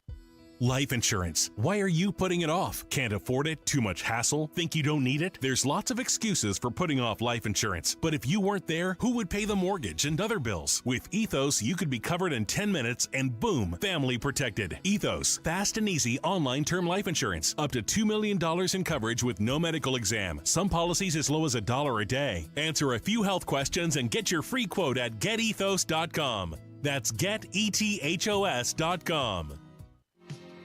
This week at Sullivan Hardware and Garden, see their large selection of grills, Weber, Traeger, and Napoleon, along with the Big Green Egg. It's the Kendall and Casey Show. I need the flight records. Dad, I'm trying to find some money for the family. There's always money in a banana stand. On 93 WIBC. Fascinating article coming out in Indy Star right now. It is 20 after 10. It's Kendall and Casey on 93 WIBC. So you came running in here at the top of the hour, a few seconds late, mind you. First time maybe you've ever done that. But I was working. But you were working Yes, we'll call it working. Yeah. Was this not worth the 2 seconds I was gone? I can't believe it. He's still doing it. So some people just don't learn, do they? Well, nothing's unbelievable with this guy, but our old pal, Honest Gabe Whitley, is back in the news. Indy Star with a new piece out. I'll just read you the headline because it is totally perfect for this colossal fraudster, Gabe Whitley. A congressional candidate claims a veterans group endorsed him. It's unclear if it exists. Now, of course, Gabe Whitley, now we've been through this many, many times. This guy is currently running for Congress in the 7th Congressional District on the Republican ticket. He's on the ballot. He could end up being the Republican nominee for Congress. And there are now there's been numerous default judgments against him for not paying his bills. He obviously has these very serious allegations against him in front of the Federal Election Commission, as well as the Indiana Election Division, over fraudulent donors, over illegal campaign contributions. He went through this just disgustingly bizarre circus where he tried to get a protective order against Abdul, which he lost. I lost in a matter of like 30 seconds. It was the most just insane thing I think I may have ever seen. And now... And look, this came out the other day, and a bunch of people, it raised a lot of red flags. He came out and claimed this veterans group had endorsed him, and the Facebook page for this group had like three followers or something like that on it. And people are like, who are these people? Okay, well, the veterans group, the Facebook page was created the same day that he said that he was endorsed by them. So it goes, what is it? Hoosier, by the way, Indy Star with the reporting on this. Kudos to them. Hoosier Veterans Alliance is the group that he's claiming endorsed him, whose Facebook page was created the same day he said that they endorsed him and has 3 followers. Okay, so it was alleged to have been a 501c4 nonprofit, and people were like, who is this group? We've never heard of them. I know multiple people who started asking, like, veterans, people who are affiliated with veterans groups, and they're like, we've never heard of these people. And so the Indiana State Government's public business search shows nothing. Yeah, so here's what Indy Star said. I just want to read it verbatim. Okay. Indy Star could find no website for the Hoosier Veterans Alliance outside of the Facebook page, nor records of any person tied to the organization. There was no documentation of a nonprofit called the Hoosier Veterans Alliance in the Internal Revenue Service's tax-exempt organization search, nor the agency's master files of exempt organizations in Indiana through mid-February. Likewise, there was no record of a business called Hoosier Veterans Alliance on Indiana State Government's public business search website, which is the exact thing Indiana Capital Chronicle, as well as my wife, ran into with trying to find this political consulting firm that he claimed he was a part of. Like, nothing about this guy appears to be real. He could be the Republican nominee for Congress, which would be a gigantic... I want him to win at this point. Like, I want him to be the nominee for Congress so that people will continue to dig into this guy to find out exactly what the hell is going on with him, how many people he has hurt, how many lies he has told, and the Republican Party in this state and the Marion County GOP, who are fully aware of this colossal fraudster, Gabe Whitley, have said not word one about him. No matter what comes out about the guy, they want to act like he doesn't exist. Okay, so Indy Star tried to reach out to him through phone calls, through voicemails, and they've gotten no response at all. They've also additionally tried to contact this Hoosier Veterans Alliance from an email address that was on the campaign website, but... Oh, you mean like imaginary friends, like the Capital either. Chronicle tried to reach out to related to this guy when they ran the story on him and they couldn't get a response? Isn't it interesting that he gave himself the nickname Honest? Well, usually that's a giant red flag. Here's there are very serious complaints in front of government organizations, the FEC, as well as the Indiana Election Division. But here's the deal. Nobody knows what the truth is with this guy. They have no idea what he's actually done, who he's done it to.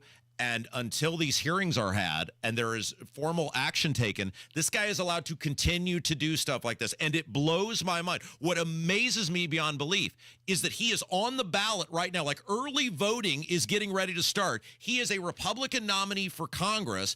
Everybody knows what just a giant egg on the face disaster the George Santos thing was. And the Republican Party in this state, Anne Hathaway, the state party chairman, Joe Elsner, the Marion County GOP chairman, for some reason are trying to act like this doesn't exist. And They won't say a word about it. Haven't said anything else about it. And here's the thing. This guy is using the men and women who have put on a uniform and served this country to try and get a leg up in a political campaign. Like I'm not going to say it, but he's not being honest, Gabe. No, just say it. He's a fraudster. The guy is a colossal fraudster. He is a giant, colossal fraud, and everybody knows it at this point. Everybody knows it at this point. And yet the Republican Party will not do a damn thing about it, and it amazes me. This is the sort of representation you want on your ballot? This is the sort of representation you're okay with? Where does it end? You've got donors that don't exist. You've got political consulting firms that can't be found. You've got veterans. He's claiming the endorsement of veterans groups that can't be located. Right. Like how many? He wasted all this time of the legal system with this just bizarre, stupid claim for his protective order against Abdul that was a complete joke.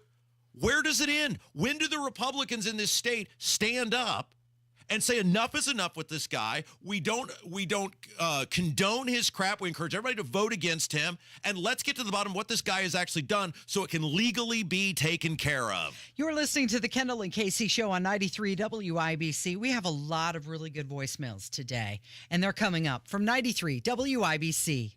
QC Kinetics announces the arrival of National Medical Director Dr. Mitchell Scheinkup, an acclaimed orthopedic surgeon with 2 decades of experience and extensive research in regenerative medicine. But I was one of the first orthopedic surgeons to do it, and at the same time I integrated clinical research that's resulted in several publications that are really directing the future of regenerative medicine. I was drawn to QC Kinetics after I reviewed their protocols, and everything they were doing is consistent with my own approach. Today, Dr. Scheinkup leads the entire team of medical professionals at QC Kinetics, taking this exciting medical breakthrough to a whole new level. What we are doing at QC Kinetics is transforming lives. Get lasting joint pain relief. Call QC Kinetics now for your free consultation. This is the future of medicine. Call QC Kinetics, 317-559-PAIN. That's 317-559-PAIN. In Eagle Creek, Greenwood, and Carmel, 317-559-PAIN.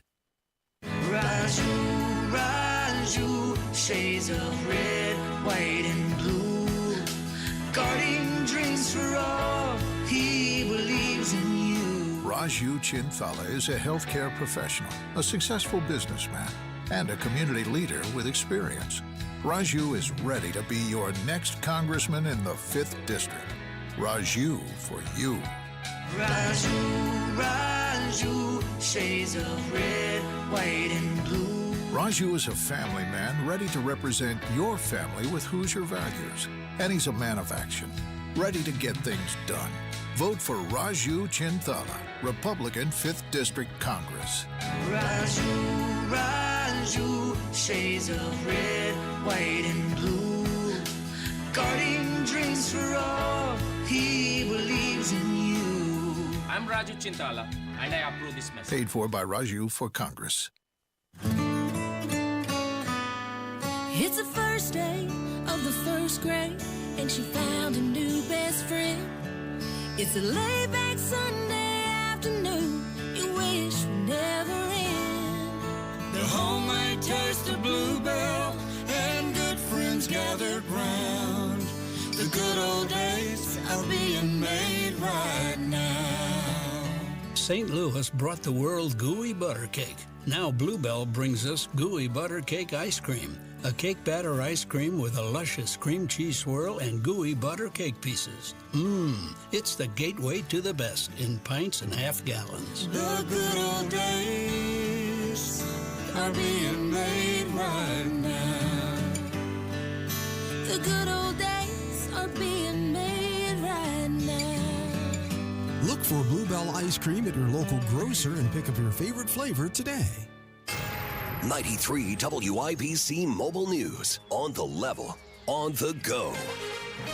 They aren't changing anything. It's 38 and cloudy downtown. I'm Kurt Darling. Here's what's trending at 10:30. The Biden administration says it has no plans to change its policy towards Israel after 7 humanitarian aid workers were killed in an Israeli airstrike.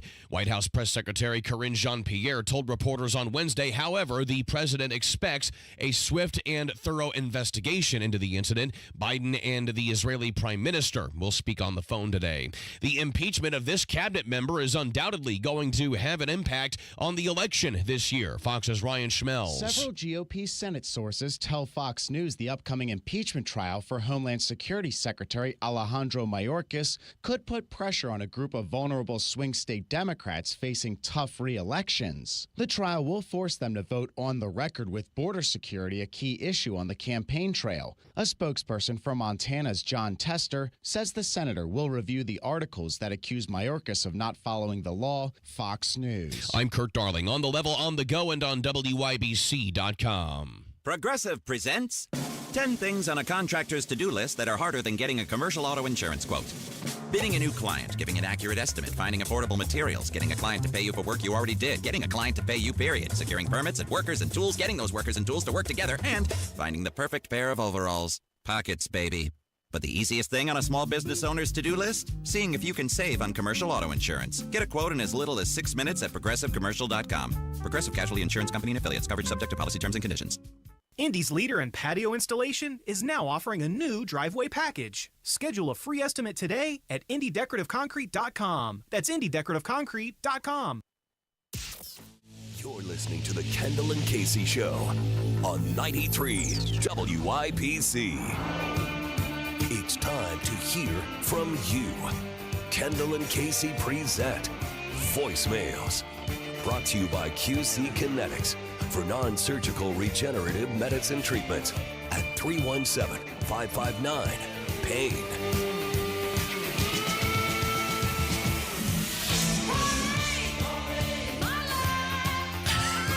Number if you'd like to get involved, 317-684-8444. It is the Kendall and Casey Show on 93 WIBC. Isn't that funny? Yeah. So last segment we were telling you about the new story out about old dishonest Gabe, who's running for Congress, and Indy Star has got a big expose about old dishonest Gabe Whitley and this veterans group he claims that endorsed him, and they can't find him anywhere, just like the donors that can't be located, et cetera. Right. And my favorite part about this is, so all of this stuff everything with dishonest Gabe that's come to light is kind of morphed out of the lawsuit that we filed against Gabe in 2022.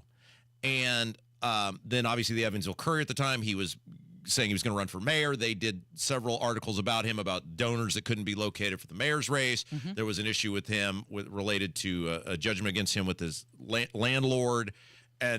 And so all the kind of spotlight on this guy came out of our lawsuit, which neither is here nor there. And I'm glad that lawsuit ultimately shined a light on this guy and what he's doing, because it needed to come to light.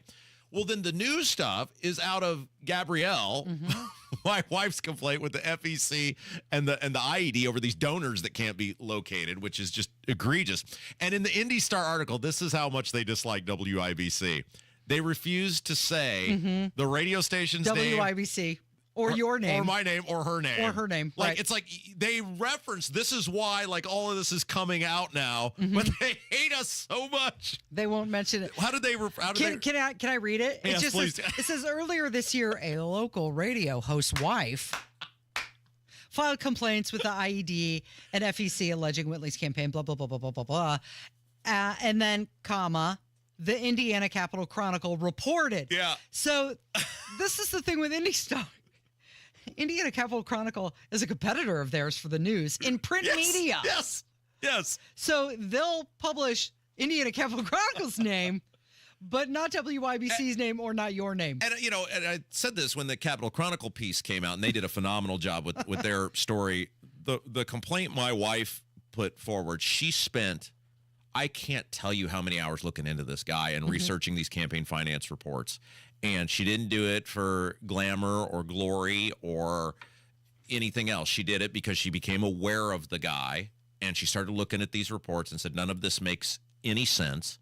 And she spent, again, I bet she probably, I don't even want to estimate. I mean, 50 hours, maybe more of her free time looking into this, because that's how serious it is. And that's what this guy has done is just ridiculous. And she put all that effort in. And I always just love that, where it's like, well, she's not getting any glamour or No, she glory doesn't at all, want because any, but it's according to Indie Star, she is a local radio host wife. her name is Gabrielle Kendall, and she put a lot of time and effort into doing the legwork for everybody else. So there you go. You're welcome. Okay, let's get to some voicemails. We started off the show, the second anniversary show, the Kendall and Casey show, with you ranting about your property tax bill, which came in the mail yesterday. And here's a phone call about property tax. Good morning, Mr. Kendall. Hey, on Twitter, your property taxes in Brownsburg went up 38%. Well, heck, I can do better than that. I live in Franklin Township. About 4 years ago, I was paying $900 a year. Last year, I paid $1,600. This year, my property taxes are $3,400. That's a 100% increase. What's going on with these corrupt politicians? They're doing nothing. Fire them all. Hey, I think you've come to the right show. So clearly his local government has not improved that much either. Well, this is, and again, we're in election season, and the number one question you should ask any person who's running for public office this year is, incumbent or otherwise, what are you going to do about property taxes? And if they don't have an answer for you, then don't vote for them. I mean, it's very simple. We can fix this. The election season's going on right now. Beating a bunch of these incumbents is the answer to this, because while there's probably not enough to actually switch the power structure, it will wake people up. For those of you who are running for delegate to the state convention, if you just give whatever lackey toady stooge Mike Braun puts forward as his lieutenant governor nominee, then you're not going to have any pushback. But if you pick Micah Beckwith, who is running to be a voice for the people and hold the government, whoever wins that primary, accountable, you got an option to do something about it. We have the ability to fix this. Like, again, I love our listeners and I love people who call. But you got to do this at the ballot box. You got to do this by electing the right people that are running for delegate this year on your ballot. At the end of your ballot, you have these delegates to vote for. Find out who is running for delegate to support breaking this stranglehold of crushing you that the establishment has. If they won't tell you who they're going to vote for lieutenant governor, don't vote for them. I mean, all of these things, or state rep, state senate, we have the ability to fix this, but we have to take charge of the situation. Well, right. You have to do a little bit of the homework yourself. This is on you. Absolutely. And it's always been on us. People got too comfortable just assuming that Republican meant low tax or Republican meant limited government. There is no difference on size of government. Now, there is a difference, and this is where the Democrats, I wish, could pull their heads out of their ass and actually be normal human beings on things like saying people with penises shouldn't play women's sports, or you shouldn't be able to suck the brains out of a defenseless fetus at 9 months pregnant, because there is a huge difference on that. There's no doubt. And because the Democrats are completely insane on the social stuff, it allows the Republicans to fiscally just abuse and use the people of this state, and it sucks. Well, as you say many times, this broadcast is heard between Ohio and Illinois and all points in between. That's correct, yes. We are also across the country. Yeah. And for this next phone call, we go to the Pacific Northwest. Hi, Casey, Rob, and Kevin. Hey, in regards to this Purdue dilemma you have going on, I wanted to add my 2 cents. I don't live in Indiana. I actually live in Oregon, and there's a huge rivalry between Oregon State and University of Oregon. Being a graduate of Oregon State, I will never root for the Ducks. I have friends whose kids are on sports teams for the Ducks. They've offered me tickets, like really great tickets to their games, but they tell me I'd have to wear a Duck shirt if I take the tickets. And I will never do that. My blood bleeds orange and black. I will never be caught in a Duck shirt, and I will never root for them.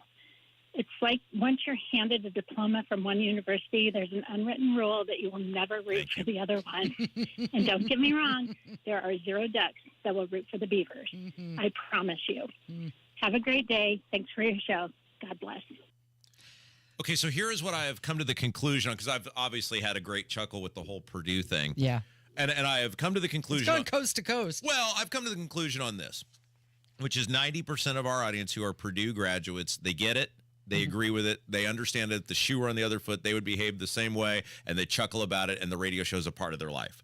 There's probably about 10% of the Purdue people who are looking to be outraged. It wouldn't, like, they're just looking for something to be outraged about.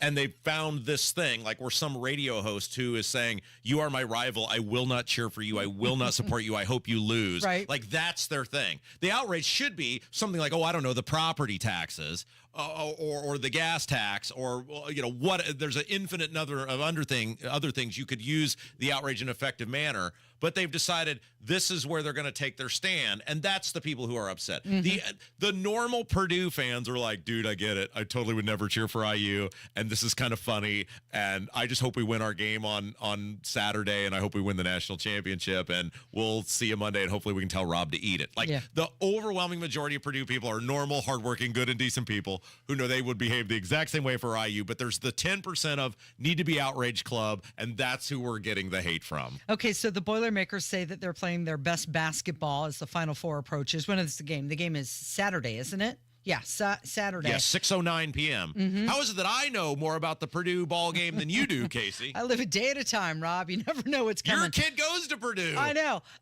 And what happened last night with the Sycamores? They won, didn't they? They play tonight, Casey. They play tonight. They play tonight. The championship against Seton Hall is tonight. They did win on Tuesday. Right. They won 190. That is correct. Yep. So you get the score, but not the day of the game? Right. Well, like I said, I'm playing one day at a time. Women interacting in sports is the most fascinating thing. It's like the things that you will capture, like the score of the game. Yeah, I got that memorized. It's amazing. Right there. Retaining but not that forever. when the game is. Yeah. It's crazy. One thing that I do know that I could possibly handle better than you is a bird situation at your house. Absolutely. However, somebody wants to call and give you some advice because that, too, is an ongoing thing. Hello, Rob. I heard your comment about your bird problem, and I'm pretty sure I can help you out. But first thing you have to do is you have to determine what kind of birds you have underneath your porch or awning. And I only caught the tail end of it, so I don't know exactly where they're nesting. But I'm 95% sure that the problem you have is with a house sparrow, which is an invasive species. Oh, no. So the first thing you need to do is determine, do you have a house sparrow or is it a robin? I can't imagine it's a robin because if you knock their nest down, they're going to move on. Yeah. But house sparrows are very aggressive, invasive species. Of course. Aggressive bird. Right. And they will keep rebuilding that nest. Oh, no. So what you're going to have to do is you're going to have to get a nest box. A what? Nest with box. a certain size hole, and they're pretty much generic. It's a trap. That you can buy at Lowe's, Menards, pretty much anywhere. Yeah. And then you're going to have to mount that nest box. Work involved. Out in your yard, close to where the problem is, but they'll find it. And then you're going to have to buy a certain type of trap, and you're going to have to trap the bird, and then you're going to have to exterminate it. Kill it. I've done this, and I've exterminated probably 80 house sparrows in the last 4 years. So 80? The more nest boxes and the more traps that you have, the quicker you can rid yourself of this problem. But it's going to take a little while. Yeah. It might be over some years. But these birds are generally going to stop nesting as it gets into summer. But that's really the only way you're going to fix that problem is you have to eliminate those sparrows in that area. Forever and ever, apparently. You played this call on the air deliberately, so now you want to, in front of tens of thousands of people, I have to make a choice on whether I'm going to start assassinating birds or I'm going to just be miserable all summer. You did this deliberately, didn't you? Happy anniversary. It's Kendall and Casey. Casey. No, wait a second. Wait, I have a question. What? I have so, like, wait. I'm sure you do. So, dude, whoever you are, can you call back with the phone number? Because I've clearly been I've been put in a terrible position on the air. You don't know that it's a sparrow, though. I have a bird book. I'll bring in, and you can identify it. What am I here? Like the crocodile hunter? Am I supposed to like jump on it from behind? Hey, you know what? You brought the problem to everyone. I'm not. They're just trying to engage. I'm not. Look, I will. At this point, I will kill this bird.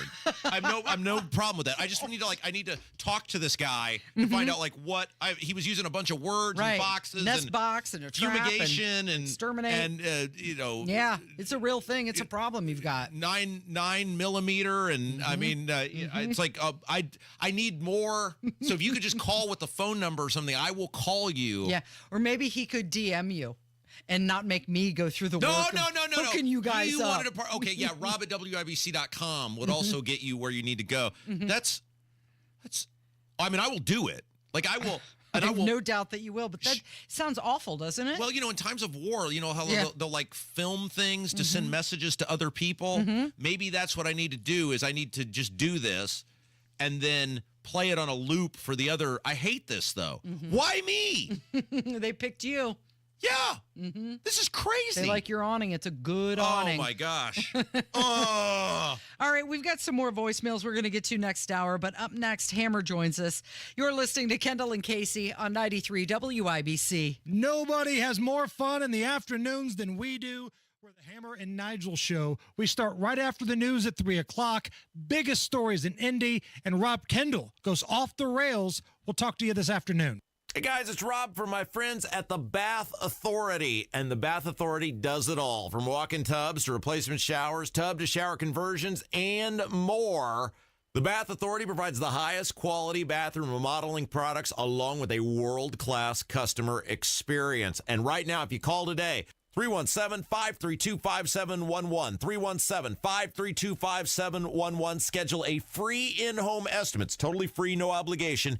You'll get $1,000 off a new shower bath plus 36 months of interest-free financing. Yeah, that's right. Call today, 317-532-5711. Schedule that free in-home estimate, and you get $1,000 off a new shower bath plus 36 months of interest-free financing. Elevate your bathroom to a new level of luxury, style, and safety, and get a great deal in the process when you call today at 317-532-5711. TheBathAuthority.com, TheBathAuthority.com. Tell them Rob sent you.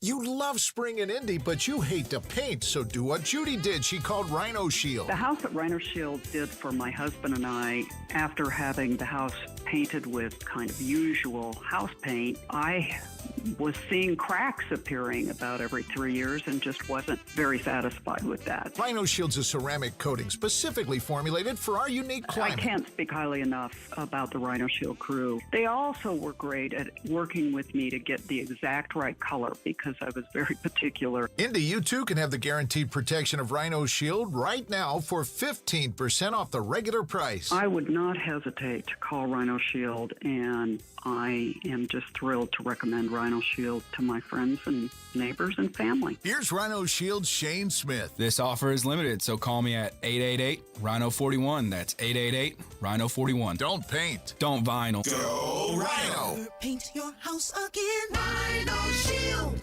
I'm getting vaccinated with Prevnar 20, a Pfizer vaccine. So am I, because I'm at risk for pneumococcal pneumonia. If you're 19 or older with chronic conditions like asthma, diabetes, COPD, or heart disease, or are 65 or older, you are at increased risk for pneumococcal pneumonia. Ask your doctor or pharmacist about Prevnar 20, pneumococcal 20-valent conjugate vaccine. It can help protect you against pneumococcal pneumonia in just one dose. Even if you've already been vaccinated with other pneumonia vaccines, Prevnar 20 may help provide added protection. Prevnar 20 is approved for adults to help prevent infections from 20 strains of the bacteria that cause pneumococcal pneumonia. Continued approval may depend on a supportive study. Don't get Prevnar 20 if you've had a severe allergic reaction to the vaccine or its ingredients. Adults with weakened immune systems may have a lower response to the vaccine. Side effects include pain and swelling at the injection site, fatigue, headache, muscle, and joint pain. For full prescribing information, please call 1-855-213-2138 or visit Prevnar20.com. Good morning. It's 11 minutes away from 11. You're listening to the Kendall and Casey show on 93 WIBC. And Hammer is in the studio. Good morning. Good morning. And I found out yesterday that for Eclipse Mania on Monday, right? Eclipse Mania, running wild, just like Hulkamania circa 1985. Mm-hmm.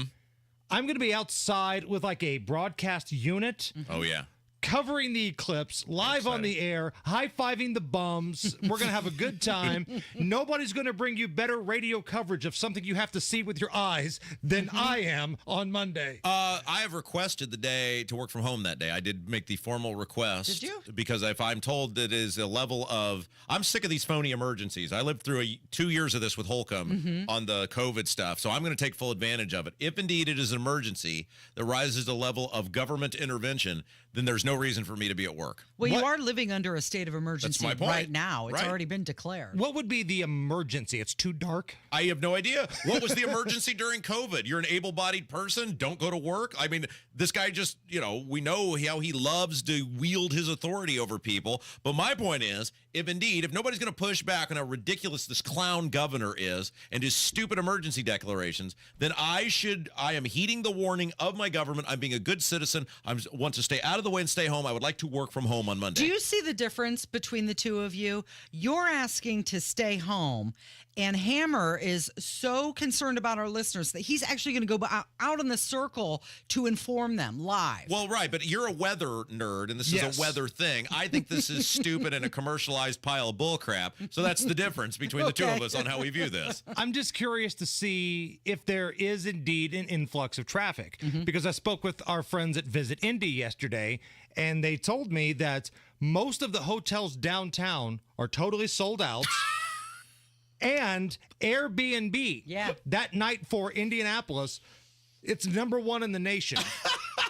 So, I mean, they're there's expecting an opportunity there. So stupid. 100,000 plus are expected to be in Indy. My hope is that if I can work from home and I can heed the... Oh, there's Matt. There goes Matt Evelyn. Matt, did you approve my work from home Monday? You can hear us there. I think he just told you you're #1.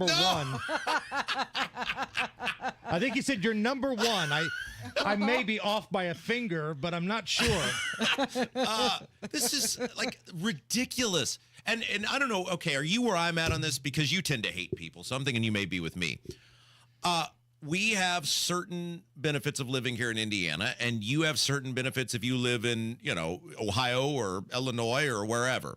And the eclipse is going through our pathway, right? We're going to be in totality. And again, take a drink every time you hear the word totality. Yeah. Look, you might be blacked out. That's one of the benefits of me getting to live here.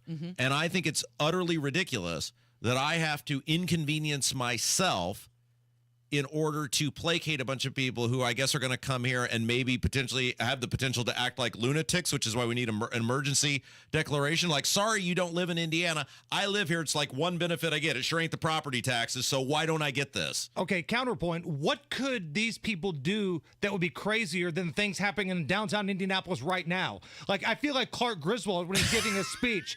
Look, Ellen, we're at the gates of hell. Like, what could the eclipse people do that's crazier than what happens on a regular basis here? Well, they're talking about, like, people are going to just pull over on the side of the highway or in the middle of the highway and start looking at the eclipse. Oh, we had Matt Baer set a betting line on the number of crashes on Eclipse Day. Over or under 6.5 eclipse-related crashes in the 3 o'clock hour. This is completely... my hope is they will approve my work from home. I will get off at noon. I will take a nap. I will wake up and this thing will be over at 4 o'clock. And I think everybody wins with that, Casey, because Rob doesn't have to deal with people. And my God, people don't have to see Rob.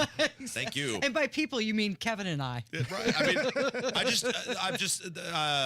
don't even say it, Kevin. You know what he's about to say. I'm glad you're going to have some fun with the eclipse, and I think that's wonderful. I just think the whole thing is utterly ridiculous. And it's fine if you want to engage with it or view it, but the idea that people are traveling thousands of miles to see this thing, it's just a little much for me. Okay, if they want to do it, they can do it, and if they want to tune in, I will have a freaking satellite dish on my head, and I will be walking around like Al Franken used to do on Saturday Night Live and delivering the best damn eclipse coverage this side of the White River. You had some sort of real-world conundrum for us to ponder?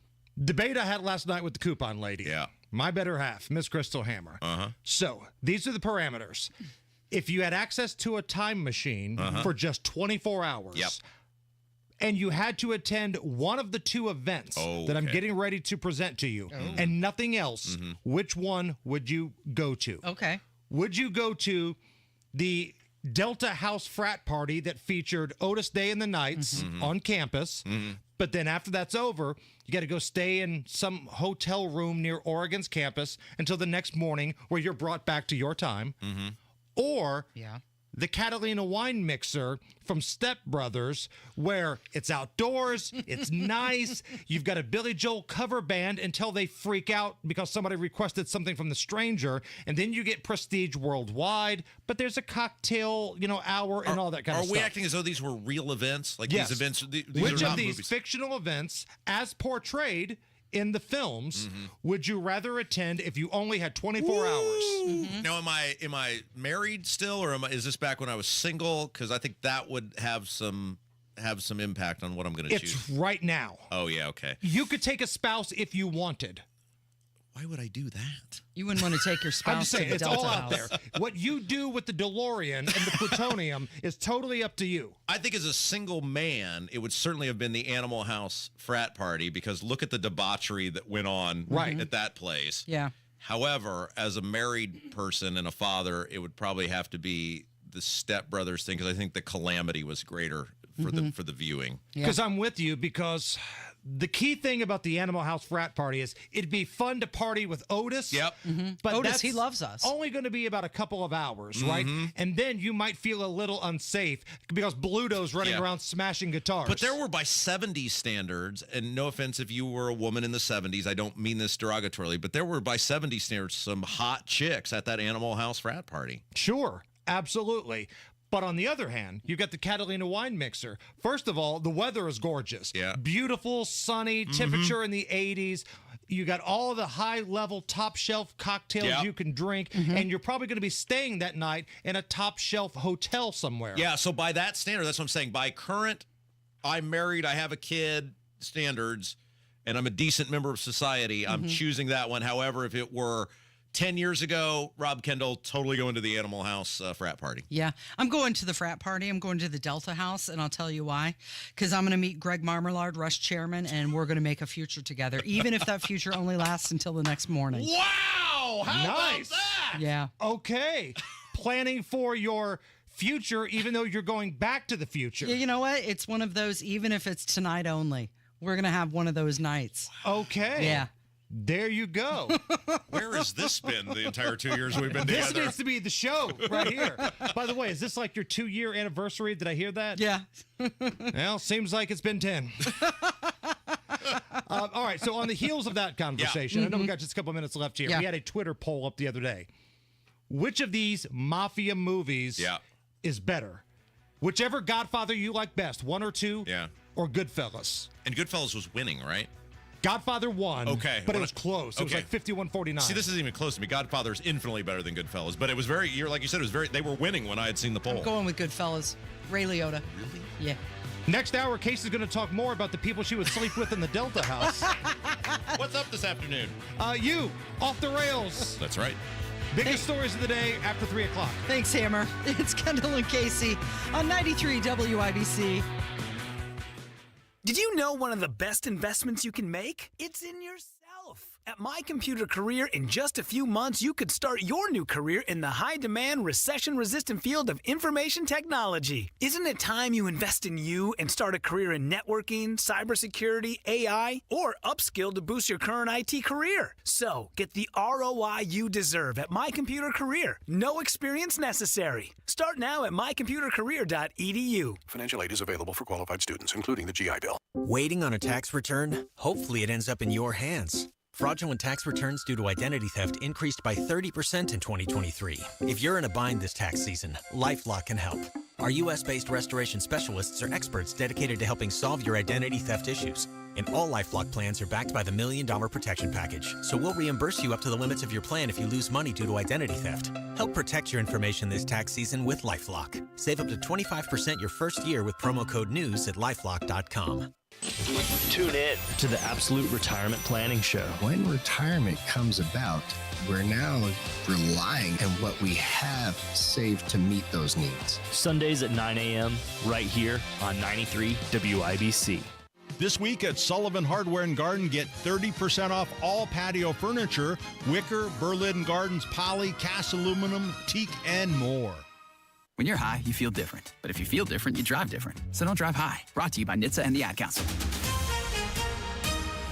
Coming up in 2 minutes, a man was shot by police in this eastern Indiana city this morning. Plus, Elias Dorsey will learn his fate from a judge today. And Indiana State will look to finish off a memorable campaign tonight. I'm Kurt Darling. That and more coming up from the Technology Recyclers studios after Fox News Radio. You're listening to 93 WIBC, WIBC HD1 Indianapolis. It's 11 o'clock. Friendship has limits. I'm Chris Foster, Fox News. The White House says the Biden administration's support for Israel is unshakable, but the president has tough questions for Israel's Prime Minister Benjamin Netanyahu today in their first conversation since Monday's airstrike killing aid workers getting food to hungry civilians. We expect the White House to convey that President Biden is both outraged and heartbroken over the deaths of these 7 aid workers in Gaza because, of course, this is the result of an Israeli military campaign. And there's been a lot of questions about tactics here. One of those aid workers who was killed was an American, and we expect this to be a big part of the conversation today when President Biden speaks by phone with his Israeli counterpart. The U.S. says it continues to urge Israel to use caution to make sure that they don't lead to any additional civilian deaths. And now the U.S. is pressing Israel to explain exactly what happened. Fox's Mark Merritt at the White House. 2 new polls this morning show the president trailing former President Trump. Emerson College has Trump up by a point, Marquette University by 2, 3 if you count other candidates. The Nebraska legislature rejects a Trump-backed change to how the state handles presidential elections. Nebraska currently splits its 5 electoral college votes, even as it typically goes Republican in statewide elections. The Nebraska legislators on Wednesday night failed to get enough support to change the state's electoral college allocation to a winner-take-all system. Republicans all too often can talk the talk, but they can't walk the walk and actually get the thing they're seeking achieved. Well, here, we have an opportunity to do it now. Republican State Senator Julie Slama, the vote after Nebraska State Senator Mike McDonald fled the Democratic Party to become a Republican, giving the GOP a filibuster-proof majority in Nebraska. The attempt at winner-take-all votes could be attached to future bills. Jeff Manasso, Fox News. Stocks are higher today after 3 straight days of losses to start the second quarter of the year. America's listening to Fox News. 93 WIBC Mobile News. On the level, on the go. Why the police shot a man last night. It's cloudy and 39 downtown. I'm Kurt Darling. Here's what's trending at 11:02. In Connorsville, police had to fire their guns at a man who wouldn't obey their commands. Ryan Hedrick reports. The situation escalated quickly. A call of either a domestic disturbance or possibly a suicidal subject. State Police Sergeant Scott Keegan says the cops surrounded the home. They tried to get the male to come out, Brandon Buffner, 42 of Connorsville. And this was after Buffner cut off communication. He made a threatening gesture towards police. They introduced chemical agent into the house. And that's when he was shot. Buffner is alive at the hospital and charges are pending. Ryan Hedrick, 93 WIBC Mobile News. A man shot to death on the east side of Indy overnight. It's a very extensive scene to process because, as you can tell behind me, there is a bike path and there's all kinds of construction, so it's going to be a while. IMPD Captain Don Weilhammer. He says the shooting happened near the intersection of New York and Oriental. A man was found dead in a parked car there. Sentencing happening now for Elias Dorsey. He's the man accused of shooting and killing Officer Breanne Leith 4 years ago. He was found guilty by a jury last month. Leith was responding to a domestic violence call when she was shot to death by Dorsey through the front door of a home. The National Weather Service says it is still conducting surveys throughout Kentucky and Indiana to evaluate storm damage from Tuesday. At least 3 tornadoes have been confirmed in the area around Louisville. One of those was an EF1 tornado that hit near Jeffersonville. Other tornadoes hit parts of southern Indiana Tuesday as well. A historic season will be coming to an end tonight for the Indiana State Sycamores as they hope to cap it off with a victory in the NIT tournament. It's been a lot of fun, I can't lie. I think the team has been excited to be able to play, continue to extend our season as long as possible. ISU center Robbie Avila on the Pat McAfee Show on Wednesday. They face Seton Hall inside Hinkle Fieldhouse tonight at 7 o'clock. I'm Kurt Darling on the level, on the go, and on WIBC.com. Do you get sinus infections, congestion, sinus pressure and pain, above your eyes, below your eyes, sinus headaches? You've gone to the doctor, you've visited urgent care over and over again, and it's always the same thing. Oh, I know. Let's try antibiotics and nasal sprays. But the sinus infections keep coming back. The good news? Relief is possible. How? A minimally invasive procedure done in the office of Indianapolis Sinus Center called balloon sinuplasty. Imagine the relief of not having to deal with your sinus infections anymore. Set an appointment today with Indianapolis Sinus Center and find out if balloon sinuplasty is the solution for you. Call 317-528-9650. 317-528-9650. That's 317-528-9650. You're listening to Rob Kendall. When we talk about sending money somewhere, we're talking about printing the money because we have no money. And Casey Daniels. My government would never lie to me, would they? On 93 WIBC. Good morning. It is Thursday, April 4th. It is 5 minutes after 11. You're listening to the Kendall and Casey Show on 93 WIBC.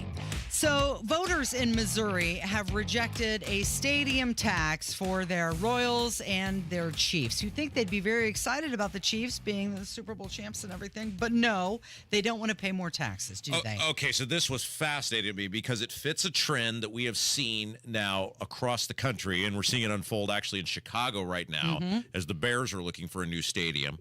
Look, it took about 20 years and some very either serious head injuries or amnesia by the voting populace at large, but people have finally wised up to what a complete, just horrific deal for the taxpayers these publicly funded sports stadiums are. And in the case of, it was going to be a the tax increase that was proposed was to fund, in part, a new ball field for the Kansas City Royals, and also renovations to Arrowhead Stadium where the Kansas City Chiefs play. And voters resoundingly rejected that, as they should have, the other day. So it was by 58%. So yeah, it was close. resounding. So the Royals had pledged at least $1 billion from their ownership for the project, right?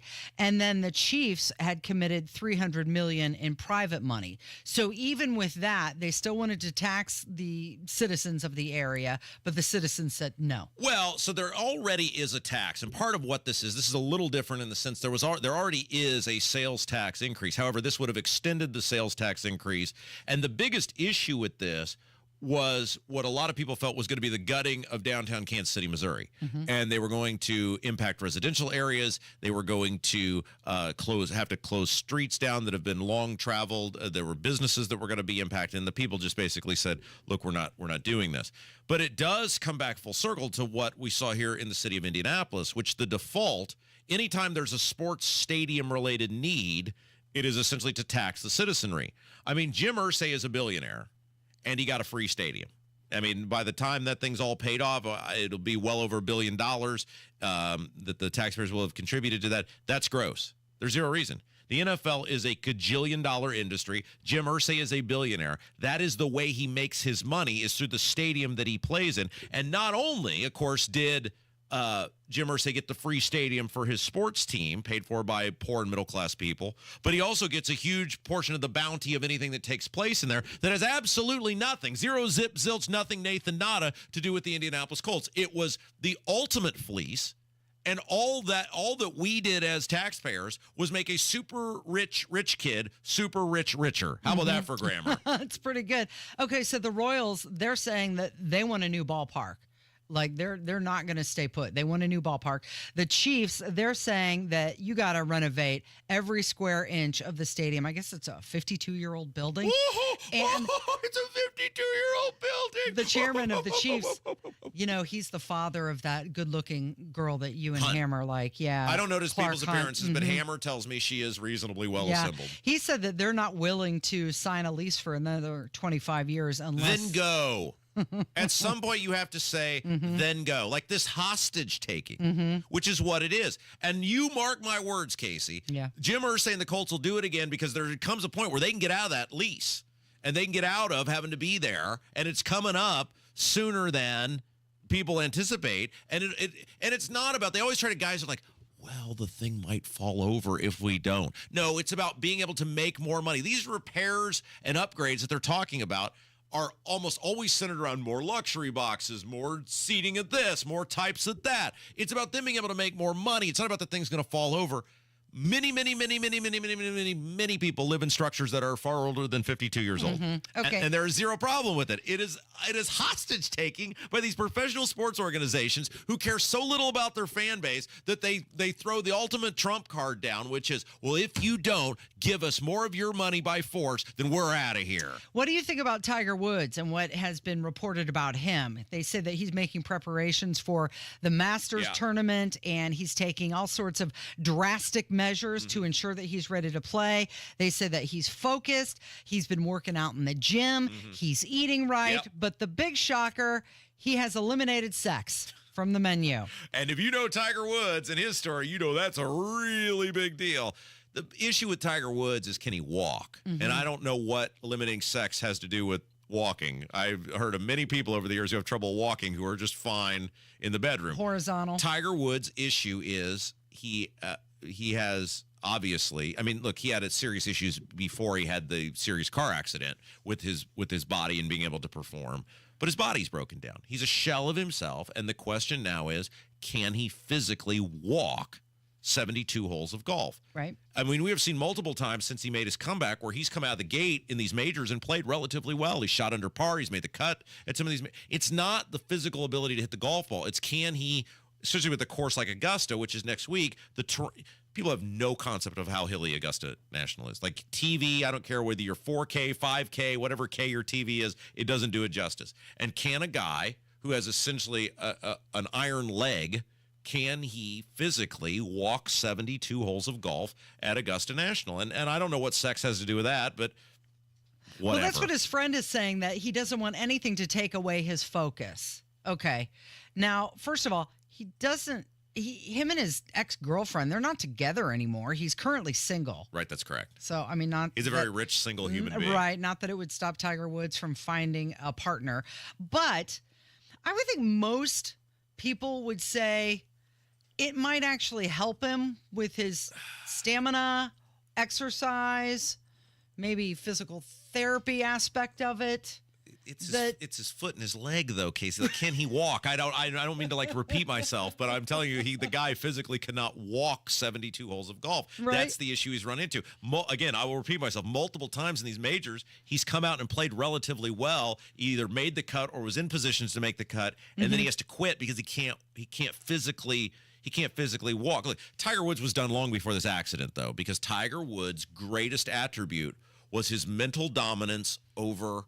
I mean, the man won a U.S. Open on a broken leg. In 2008, the guy legitimately had a broken leg, and he won the U.S. Open.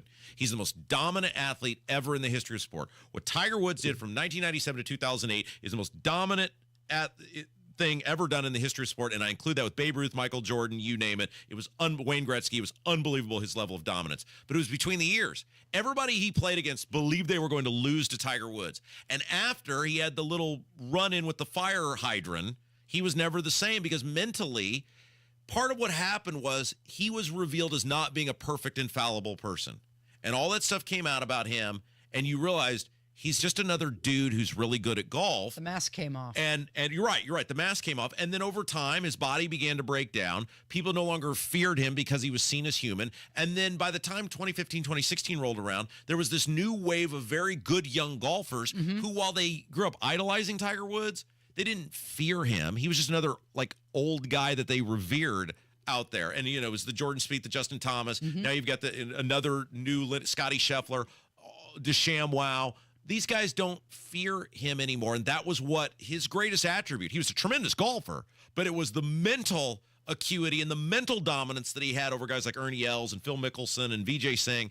And he doesn't have that anymore. Oh, and he can't putt anymore either. So you put them all together, he's a legacy tour. It's like, if you go see, I don't know. I don't even know which old guys are still left out there anymore. They don't it's cool to see them, but it's not. You don't expect him to win or perform well. That's why I didn't go to the Springsteen shows this time. I don't want to see a 74-year-old guy that's, he's still playing for 3 hours, but it's slow and old. I don't want to see that. That is Tiger Woods. He is slow. He is old. He's a legacy act. He's the greatest golfer that ever lived. and just appreciate that he can hobble around the golf course. Yeah, I guess. so he says that Masters is his favorite tournament, and it'll be his 26th time being there. Does that sound right? That sounds about right. He won. Obviously, he played many as an amateur because he was a U.S. amateur champion 3 times. He won it in 97. So what that would be? Well, hell, that was that. Yeah, and then he missed several, obviously, because of injury, whatever. But look, Tiger Woods is a has-been. I mean, it's not, and this is not Jack Nicklaus 1986 where people said he was a has-been and then won the tournament. He physically cannot do it anymore. And even if he physically could do it, people don't fear him anymore. This is like, enjoy that you see him. Mm-hmm.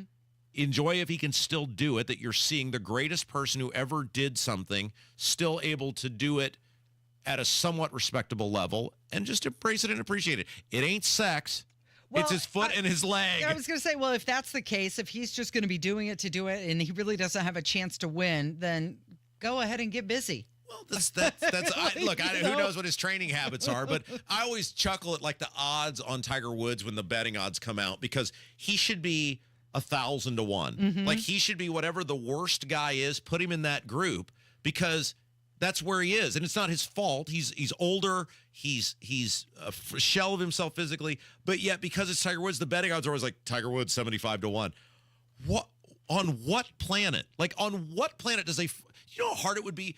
There's only been 2 guys in the history of golf that were 48 years of age or older win a major. Phil Mickelson and Julius Burrows are the only 2 guys to ever do that, and yet we're led to believe that Tiger Woods at 48 years old with one leg is somehow going to win a golf tournament again? Come on. Okay, speaking of betting odds, Donald Trump became a bigger betting favorite over Joe Biden to win the presidential election. Just yesterday we looked at this and he was behind. It says Joe Biden closes gap on Donald Trump in election betting odds. Well, betting, of course, is illegal in this country on politics, Casey, and so I would never, ever affirm someone engaging in illicit behavior as such, but it is my understanding certain foreign markets do present the ability to bet on the politics. Okay, now it says that Biden is closing the gap, but Trump still remains the plus 120 favorite. And this is at a London-based sports book, as you mentioned. Can't do it here. And you should do that. You should really try to come up with that app for fantasy betting on It's politics. not an issue of coming up with the app. It is an issue with the government has deemed it illegal. What if it's just fantasy, like fantasy football? You know, fantasy politics. I live in fantasy world enough, Casey. I don't need to do it with something that could end me up. You know, I feel like I could survive a lot of things. Federal prison is probably not one of them, Casey. Thus, I agree. You would not do well there. I am such a conscientious rule follower, Casey. Do you realize that I sent my tax check in 3 weeks early just to make sure that it got there on time? Because you want the government to have your interest? No, just to ensure there was no leeway. No question. I gotcha. Because they say, isn't the rule if it's postmarked by tax day, you're good? Yeah. But I don't want to leave that open to interpretation because, again, there are many things. I'm a very diverse person. I can thrive in many surroundings. Federal prison is not one of them. And so thus, and I did see yesterday that the federal government has cashed my donation to the U.S. Treasury. One last thing before we get to break. Did you see that Iowa's win over LSU, that game averaged 12.3 million viewers? I did see that. It peaked at 16 million viewers at one point. So that's more than the 23 NBA finals, the World Series, the Orange Bowl, the Big Ten Championship, the Cotton Bowl, Pac-12 Championship, Big 12 Championship, the ACC Championship, the Peach Bowl, Thursday Night Football. I mean, those ratings were incredible. She's a juggernaut. Caitlin Clark is a juggernaut. There's no doubt about that. It's going to be fascinating to see because if it sets up right, it would be Iowa against South Carolina in the championship. Obviously, Iowa's Caitlin Clark. South Carolina is this unbeatable machine this year that has just steamrolled every team they've come in contact with. They're undefeated. So it'll be interesting because that's Sunday. This game was Monday that we're talking about with LSU. It'll be interesting because it's a weekend because the men play Saturday, Monday, the women play Friday, Sunday. If they are able to beat that, given that it's a weekend, so you have more potential viewers. And also, it would be kind of the super team of South Carolina against Caitlin Clark, and it'd be for the national championship. Who do you think will get more viewers, Saturdays or Sundays games? The men? Oh, the men, no doubt. You think so? There's no doubt. There's no doubt because you've got UConn, who's a super team, and Purdue has a ton of interest. And then you actually have, as weird as this sounds, a ton of interest in the fat guy And I think he's kind of this cartoon type character that people Right. are, even though I don't think the game's going to be great, I think Purdue will probably win that game pretty easy. It'll just be fun to watch. The fat guy is such a cartoon character that people are kind of, it'll be the men, no doubt. It is Kendall and Casey. It's 93 WIBC. Tony Katz. I also did say that men are not women and women are not men, and men do not breastfeed and never will, because those are facts. And anybody who says otherwise, that person shouldn't be allowed to practice medicine. They're crazy. I will have that debate with anyone at any med school anywhere. Let's start setting a standard that we focus on medicine and not insanity. Tony Katz, mornings 6 to 9 on 93 WIBC and WIBC.com.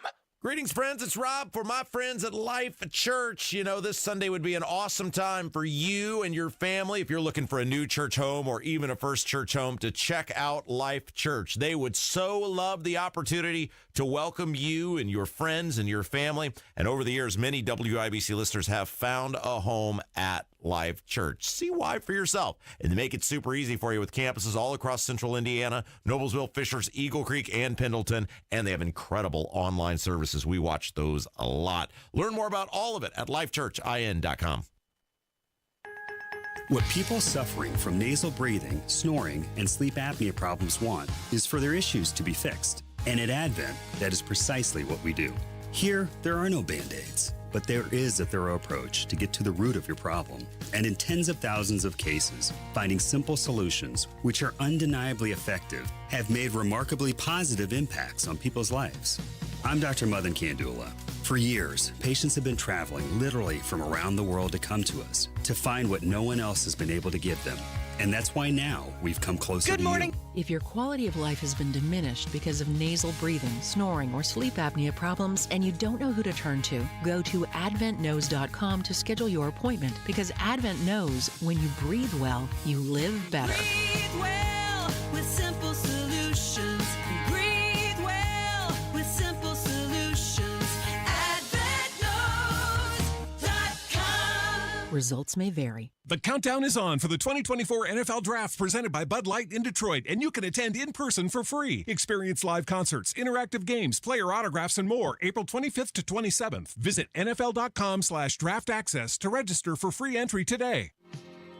This week at Sullivan Hardware and Garden, see their large selection of grills, Weber, Traeger, and Napoleon, along with the Big Green Egg. Tired of hearing Rob talk about all the bad news? Time to find your happy place. Turn that frown upside down. It's time for Rainbows with Rob. As mandated by the bosses, they said, Rob, you know what? Your hot takes sometimes are a little too hot. Let's cool it off and talk about some nice stuff. And yesterday, I was very concerned about you. We ended the show talking about your injury, not the one where you tripped on something and injured your leg. This was a new injury, and you're okay today. Yeah, I severely injured my thumb while doing yard work. I got a large sticker or something stuck in there when I was doing yard work on I have rose bushes in my backyard. Yeah. And I got it stuck in there, and I hadn't really thought a thing about it. And then I was like, it's kind of hurting. And then you were freaking out over it, and you were urging me to attend some sort of emergency evaluation of some sort. Yeah, you needed a thumbectomy. And so you said, I'll jab you with a safety pin. I don't think I said jab. I will cut you open with what was the other thing, safety pin or something. There was something else you were trying to do to me, and I said, okay, I'm going to just take this home and take this under advisement. You said pass. And so I showed it to my wife. Yeah. And she said, I think I can help you get this thorn out. Yeah. And she goes, well, I'm going to try it with tweezers. I said, I've already tried it with tweezers. Yeah. And she said, well, they're not my tweezers. Like, what's the difference between these two tweezers? So she jabs it, and I started screaming and writhing in pain. She started laughing maniacally, going, does that hurt? Yes, that would be why I was screaming and writhing in pain. And she goes, well, hang on just a second. She does it again. Yeah. Starts screaming and writhing in pain, and then she's like, oh, I'm sorry, did that hurt you? Yes, it hurt me. That's why I was screaming. And then she's like, well, hang on just a second. Let's try this. And so after she had jabbed me, she started squeezing it. She squeezed it out. And it popped it up to the point where then she could get another pair of tweezers. I have no idea why my wife has 93 pair of tweezers, but she does. And we were able to extract the thing from my under my skin. Good for her. She was able to help you. But it's nice to know that you get just a little bit of ribbing at home like you do Well, it was here. the maniacal laughter as she was clearly injuring me that had me Taking just a little bit of joy in that, was she? learned. But it was somewhat like out of a horror movie where I was squeezing the thing and it was like popping up. What's the Alien movie? Alien, where the thing grows out of the person and pops out of the... Is that Independence Day? No, the movie with Sigourney Weaver. It's Is it Alien. It's Oh, Alien, right? yeah. That's what it was like, where it was like growing out of my... Out of her stomach? But except it was my thumb, and I thought something with arms might come out, but it was just a thorn. And then she looks at it and goes, "Oh yeah, that was a really big one." I said, "That's why it hurt so much when you were touching it." Yeah. Oh, so you got it out. Yeah. You washed the thumb off, I assume, I did. and you're all better today. Yeah, totally better. I'm so glad your boo-boo is healing. 100%. Yeah, good for you. Yeah. Stay away from those Band-Aids. I don't know if you saw that report. They're saying that forever chemicals are now in your Band-Aids, and you don't want to put those on an open wound. Did you see that the White House is directing NASA to establish a unified standard time zone for the moon? What? Think about that. There's all this talk about going to the moon and even Mars. What time is it right now on the moon? Who cares? It's dark. Somebody but you have to schedule things and be exact, right? Why? There's no one there. Like there's a lunar walk scheduled at what time? Who? What time Who's on the doing moon this? There's is no it? one on the moon. They're the head of the White House Office of Science and Technology is doing that. They sent out a memo instructing NASA, Of course they did. to work with other parts of the U.S. government to devise a plan by the end of 2026 to set what is called the Coordinated Lunar Time. Oh. I mean, isn't that something? We can't even agree on what time zone it should be here in the Right. great state of Indiana. Yet they expect all of these government organizations to come up with a coordinated lunar time. It'll be known as LTC. How about we just Lunar be able time. Like, how about we? I don't know. I mean, and look, I get that I'm probably being just a complete jerk by suggesting this, but how about we focus on things that actually matter? Like, I don't know, being able to afford food. Like maybe making gasoline affordable. I don't know. Maybe let's focus on the 9 million people that have illegally entered the country since Biden's been president and putting a stop to that. I mean, I get that there's some science guy out there that's just very angry right now and probably turning the radio because to science guy, the time of the moon is the most important thing. However, for those of us who live here on Earth and will never be on the moon, I mean, how many people have been on the moon in human history? It has to be less than 20. Right? Oh, I would assume. I mean, how many so. times have we even been to the moon? I mean, I know there was a second, and then at some point we just stopped going because we're like, we've done this? What are we? And did other countries then go to the moon? Did Russia or China or somebody go to the moon? Well, this is the thing. This report says that United States is aiming to set international norms in space amid a growing lunar race. But I'm saying, how many people have actually been to the moon in human history? It's got to be under 20. There have not been. Now I'm talking about people who have actually walked on the moon. There might have been some guy in a cabin somewhere. By the way, those guys really get screwed, don't they? They have all the risks. There was a third guy, everybody knows Buzz Aldrin and Neil Armstrong. Nobody knows the third guy who was in the machine, whatever it's called, the whole time. Because he took all the risk. Yeah. It's the same risk. Yes, Kev. Oh, I was going to say there's been 24 people. 24 people have been to the moon, have not even actually walked on the moon. 12 people have walked. 12 people. We're worried about this for 12 freaking people. Over 1969 was 54 years, we're going to 55 years. Yeah. And this is what our government's wasting our time on. 24 people, 12 have actually walked on the moon. And we're worried about what time it is on the moon. That's right. For whom are we worried for? We've got your voicemails coming up, but before we go into break, Rob, I would just like to say one thing. The first person to walk on the moon, a Boilermaker. All right, here we go. All right, coming down. 3, 2, 1. Casey Quest. Question. What's that, Rob? How would you like to get a 13% bonus when you invest your money? I would. And not only do you get a 13% bonus, you also get an annual return that's averaged 7% a year for the past 10 years. Hello, it's Kendall and Casey. Discover how you can get an upfront 13% bonus plus PLUS, a competitive annual return that's averaged 7% a year for the past 10 years. Learn more from the retirement guy that we trust, Bill Demery in Indy. Call him 317-932-9912.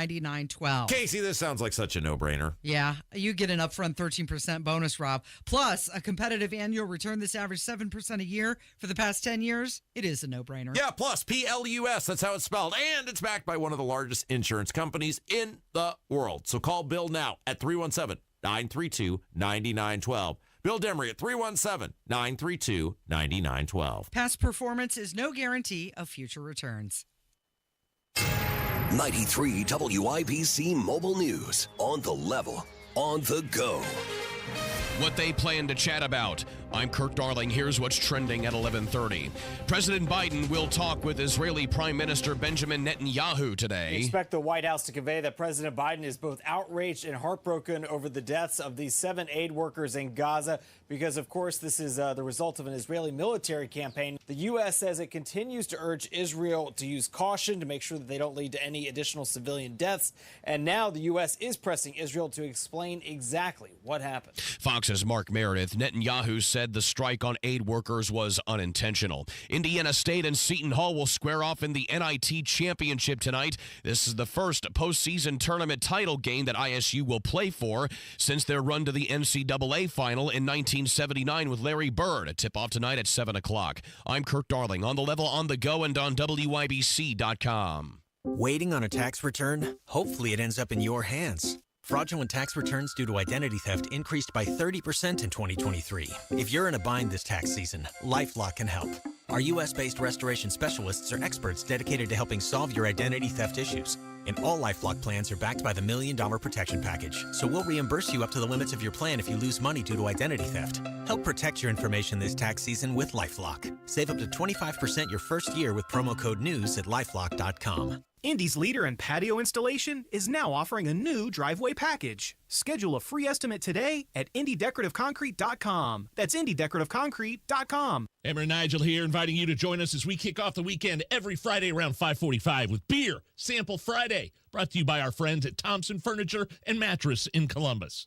When my landlord said rent could be cheaper if we were friends with benefits, you know, I'd heard of sexual harassment in the workplace, but at home? That is housing discrimination based on sex. I'm legally blind. A landlord recently said that he didn't think I'd be able to take care of an apartment on my own and refused to rent to me. That is also housing discrimination based on disability. A real estate agent said that we'd be more comfortable living in a different neighborhood with people like us. Luckily, we know our rights. It's illegal to steer prospective homeowners away from or to certain neighborhoods based on race or national origin. If you think you've been discriminated against because of your sex, disability, national origin, race, color, religion, or familial status, call the HUD hotline, 1-800-669-9777, or go to hud.gov/fair housing. Fair housing is your right. Use it. A public service message from HUD in partnership with the National Fair Housing Alliance.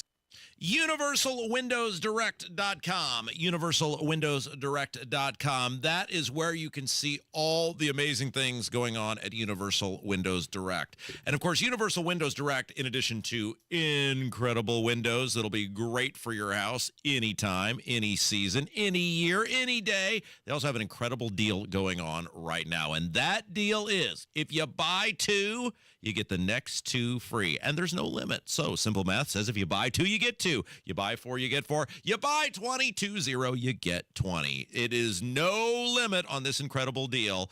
And on top of that, if you schedule your free in-home estimate today, in addition to that great buy 2, get 2 deal, you'll also get $250 off your project if you say, hey, Rob Kendall from WIBC sent me. UniversalWindowsDirect.com. That's where you can find it all. The buy 2, get 2, the $250 off your project. UniversalWindowsDirect.com. Tell them Rob sent you. You're listening to the Kendall and Casey Show on 93 WIBC. Dancing days are here again. Okay, so we've got a big event coming up on Monday, and more businesses taking advantage of the total solar eclipse set to dim the skies across Indiana and North America. And there's a lot of different snack companies that are getting involved in this. Krispy Kreme is teaming up with Oreo. They're going to sell a limited donut cookie creation. Right. Sonic Drive-In selling a blackout slush float. And also Frito-Lay chips. They've unveiled a new flavor. It's only going to be available during the event on Monday. Of course. Yeah, that seems about right. It's called the Solar Eclipse Chip. How creative of them. But this is my thing with this, Casey. We've talked about this. It is that I'm fine with the sciencey aspect of it. I'm fine with the fact that people are interested because it's this once every 100-year thing or whatever. However, the corporatization of this whole thing is really, to me, it's what's really making me angry because I'm being super inconvenienced. Let's face it, there is no way I'm not going to be super inconvenienced by the fact that there's going to be a gajillion people flooding into central Indiana. We're told by the governor, people could be stopping on the highways. They could be stopping in the road. They're going to be descending upon villages and towns and cities ill-equipped to handle this barrage of people. And why? So that a bunch of corporations can make a bunch of money off of it? I shouldn't be put in harm's way so that mega corporations can make a bunch of money. So the Krispy Kreme Oreo combo donut, that's going to be available starting tomorrow through Monday. It's called the Total Solar Eclipse Donut. How many times do you think you're going to hear Total Eclipse of the Heart? Oh, geez. On Monday. You know, but that got me thinking. Turn around, bright eyes. I think we really missed out on a business opportunity. Sure. Based on what Hammer said about all the Airbnbs being sold out. I mean, it would have been really good. We should have, joined forces, hunkered down either in my place or in your place, my place possibly, and Airbnb'd out your place. Do you know what I mean? I don't want You could have people in my made money. house. But you could have made money and paid for that property tax bill. Oh, yeah. In one night. Well, so I was pondering this the other day. I've kind of got a great little setup at my place because, of course, my dad is my neighbor. Right. And there is a world where if I could convince my dad to let me move back in with him, that I then could rent out your place. I mean, he totally doesn't use the second story of his house. Right. And it's all just wasted space. There you go. And that way, then we would have an extra property by which to make money off of. And which to pay more taxes. Well, on you as would because then you'd be at the 2% if you were Right. using it as a rental. But and by the way, if we were talking about places to rent out, your house is like 9 stories high. It's a literal skyrise. It just goes straight up into the air. It's only about 3 feet wide, but boy, that thing goes straight up. It's a lot of stairs to cover. First time I pulled up to your place, I thought I was going to see the name Trump on the top of it or something. Right. But I mean, you have 3 or 4 floors just wasting space that you Sure, could totally go to. Sure, there's nothing going on in Other all than that just extra a space. large amount of Sports Illustrated. Yeah, well, there is that. They get their own room, just like Bruce. Bruce has his own room. Yeah. The magazines have their own. You know, room. something happened. I know this is not our feel good segment. Speaking of Bruce, yes, the difference is Bruce is a living, functioning animal. So my kid has started to engage with the dog. Oh, that's nice. This did not really happen Yeah. until recently, and now here in the past several days, she has started for some reason laughing at him every time she sees him, and then she will engage when she hears him moving in his room. So yesterday, I took her over there and let her down in the room. And it was a very good interaction. Bruce was super calm and sniffed her and slobbered on her, and she laughed and giggled. And I thought, okay, we now have a bonding between the baby and the dog. But it is so weird because before there was no admonishment that They're Bruce getting used to each other. And then she just one day started laughing at Bruce every time she'd see him. Yeah. And I would say it's not nice to laugh at people. But then now they've interacted and they're friends now. So that was a milestone. Do you think, was Bruce jealous of her? Oh, no. Do you think? Here's what happened. When she first came home from the hospital, she was crying, and Bruce was very concerned that someone had been injured. And it took us a long time, like the whole day, to get him to understand there's now a new person who lives here. Right. And this person is not injured. They don't cry out of pain. They cry out of they can't speak. And once he figured that out, he was kind of He got used to indifferent. Yeah. Bruce is a pretty simple man. Is he fed? Is his bed made? Or is there a bed there for him? And is he let out? That's really, that's the extent. And so now it's kind of like, he said, okay. It's interesting to watch baby and animal interaction. It was like, okay, you're going to enter my home, and Dad is here, so there is an acceptance that you're allowed to be here too. And I know it is crazy how he knew, like, I must be gentle with this baby. And he took all the proper, precautions and was very gentle. And I said, this is a huge win for parenting across the globe. I'm both animal parent and human parent. And I've successfully brought these worlds together. Brought them together. It's a win. I don't know why she's laughing at him, though. That's what I can't figure out. Well, why suddenly it became funny? Yeah. I mean, she clearly had seen him every single day of her life before that, and then at some point it just became funny. Is it because she's able to be down on his level now? I don't know. In walking and standing next to him? I don't know. Is she petting him or pulling his tail? No. She was very calm too, and she was just giggling, and he was sniffing. And then we said, okay, that's enough success for day one. Let's not don't push it. Don't push it. Right. Okay, so you know what? We started talking about the eclipse. First time it's happened since 2017. And here's a phone call. Somebody kind of agrees with you. I don't know really what all the hubbub is about for the eclipse. You're not going to see it anyway. It's going to be cloudy. I don't know. All you're going to see is dark. Have fun. Goodbye. So I was looking up the weather for David Wood sent us another update, our boss. Yeah. And what did it say? Now, I know it's supposed to finally start warming up again after this weekend. Yeah. And Monday actually might be warmer. But do you think it'll be cloudy? Well, it looked like the update. Our boss, David Wood, sends us a weather update every day. So I assume that means he wants us to talk about it. Right. I mean, usually the only emails we ever get from him are, come see me after the show. Right. And then David's always like, oh, no, nothing's wrong. Okay, so sky possibilities continue to trend downward. So I think that means the odds of there being clouds continue to trend downward. That's weather speak for there's less likely to be clouds. There is still a low potential for higher cloud coverage and rain. Yeah.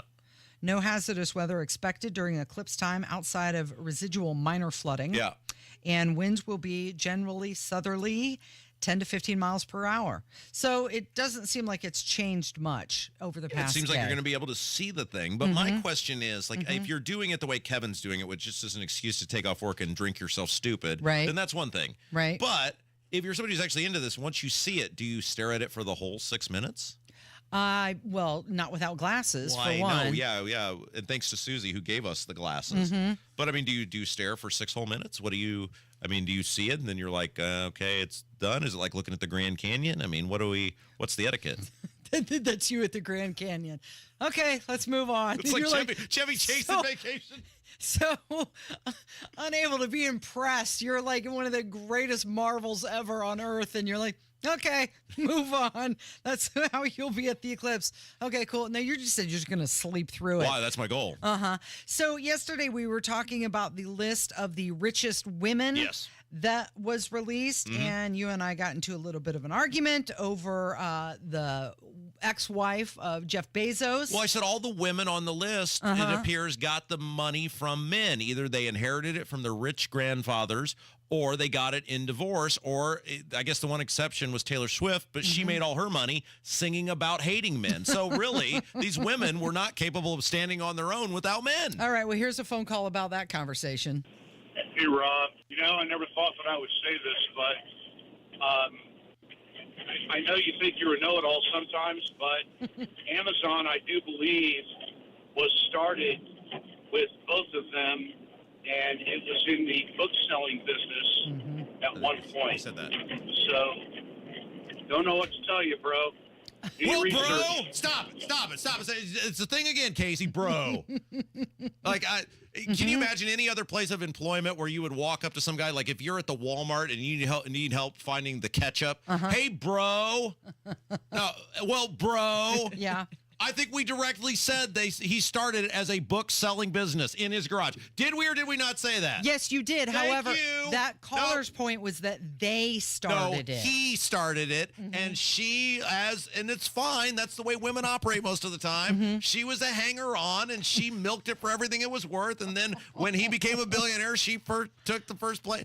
It's the Bob Seger song. It's the Sunspot Baby song. It's art imitating life once again, and it's fine. But my point was, isn't that weird how it appeared? You know, who was number 2? The L'Oreal Air. No, that was number 1. That was number 1, yes. And somebody else had called and mentioned we forgot to mention Dolly Parton on the list. So the list, again, selective hearing, the list was the top 10 billionaire women. Uh-huh. And Dolly Parton is, doing very well for herself.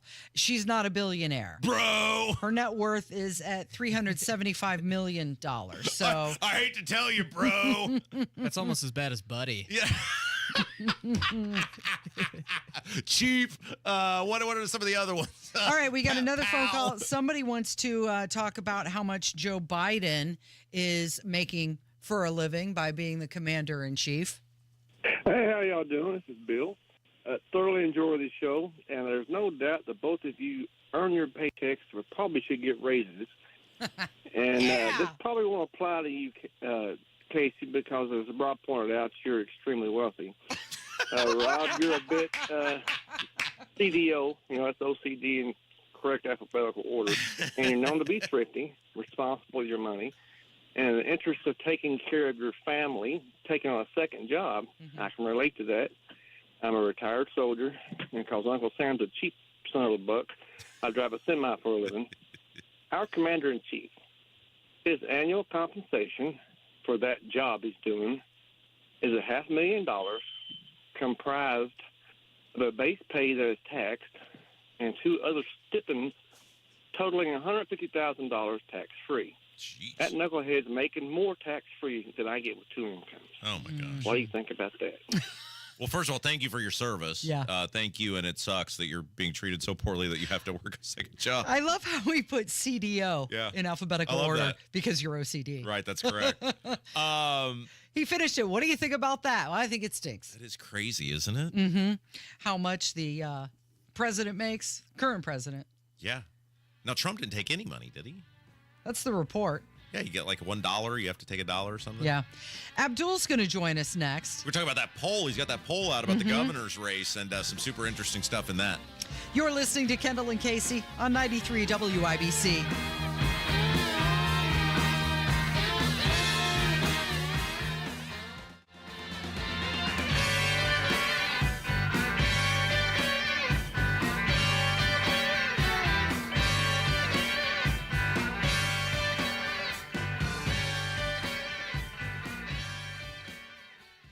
Tonight on the Tony Kinnecast, Special Prosecutor Jack Smith threatens to put Trump in a world of hurt by appealing to Supreme Court Justice Clarence Thomas.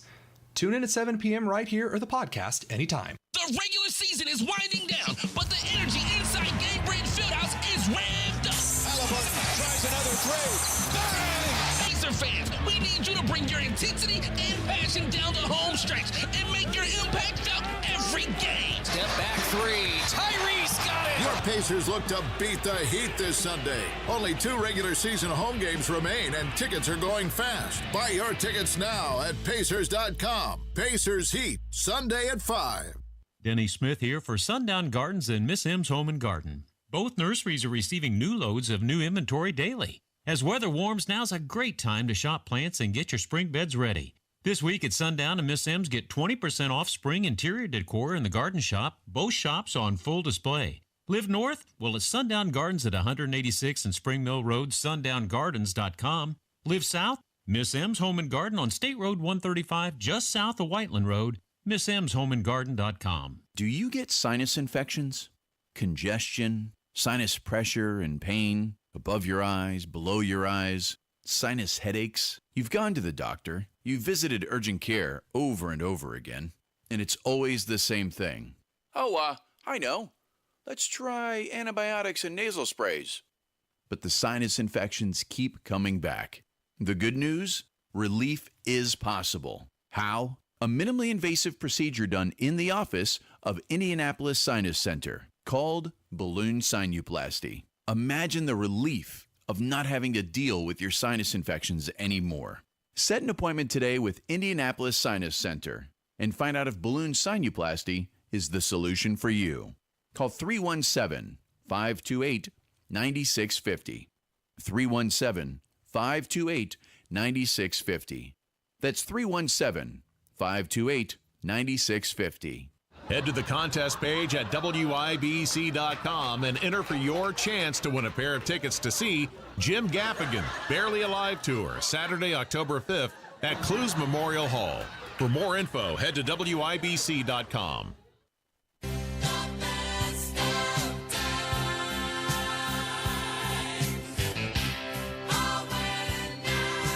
93 WIBC. It is the Kendall and Casey Show. I'm Rob Casey's here, and oh my goodness, look who it is. He's an author, he's a broadcaster, he's a provocateur, and he's the owner and operator of IndyPolitics.org, the one and only Abdul Hakim Shabazz. Hello. Good morning, my friend. How's it going? All right, so you've got some new polling data out. Much of it has been discussed all this week on WIBC. You can find everything you need to know at IndyPolitics.org, but the big part of that poll shows Mike Braun in the lead. However, you say there's some red flags based on Braun's support or lack thereof. Yes, we polled 500 likely Republican voters March 25th and 26th. My good buddy Andrew Weissert, Strategies, did the polling. He's polled for me in the past and has been pretty accurate in past dealings. Also, we have some help from our friends at Crossroads Public Affairs as well. And when we found out those 500 likely Republican voters, Mike Braun led the pack with about 33% and some change.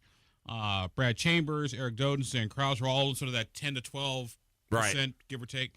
Curtis Hill was like 5 points, and Jamie Rittenauer was at 1 point. So basically, you got Braun at 30-ish, and then you got three people, Crouch, Doden, Chambers at 10, and then Rittenauer and Curtis Hill are kind of an afterthought. So really, it's like Braun's in the lead, but there's three people. If this is an Indy 500 analogy, they're still on the track, and they're in position. They're going to have to make a big move, but they're in position that they can make a move. Yeah, and they got to pass undecided. Yeah. Undecided is in second place right now. So let's talk about that. And by the way, undecideds were like at 30%. So a third of the vote of Republican primary voters when we polled were undecided on who they're going to vote for governor. Okay, so let's talk about the good news and the bad news. The bad news for Braun is at one point, internal polling, and there was other polls that came out, had him over 40%. Yes. And now this is what, it seems like the third or fourth poll in a row where he's somewhere between 30 and 35. That means he has clearly lost support if you believe the polling. Yes, he's lost support, and the undecideds, he's lost support. The number of undecideds have gone down, but the undecideds are not gravitating towards Mike Braun.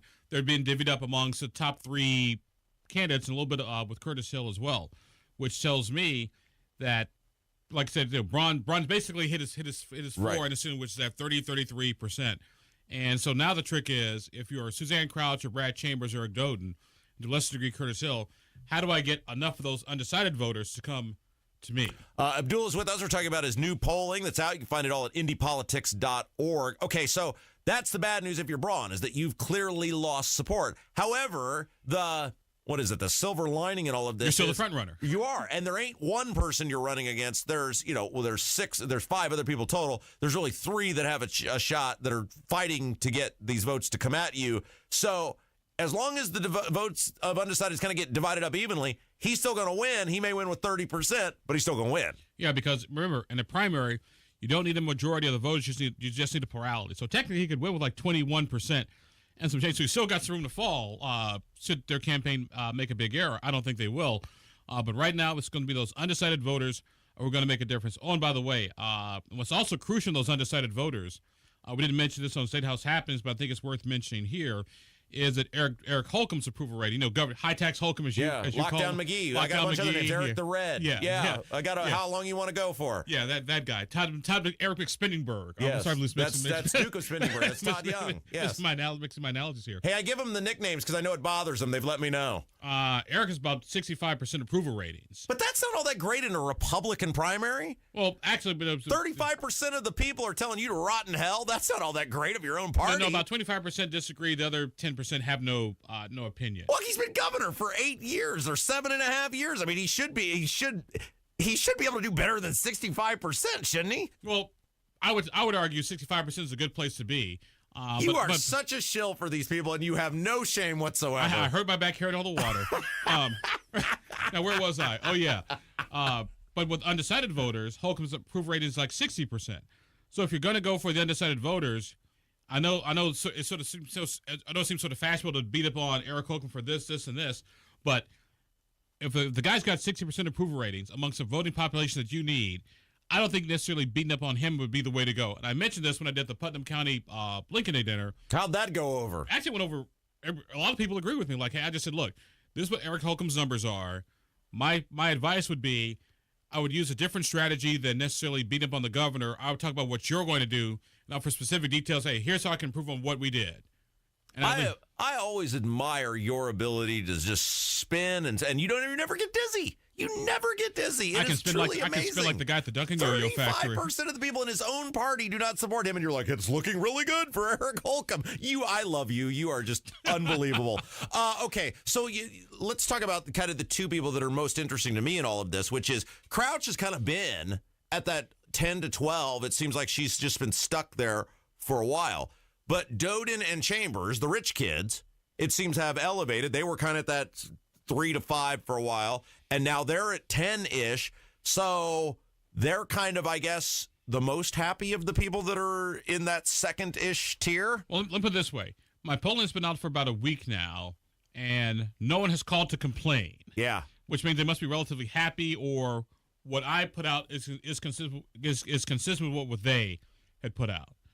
Okay, so let's talk about kind of the big loser in all of this, which is Curtis Hill. And look, he's been well below 10% throughout almost this entire thing.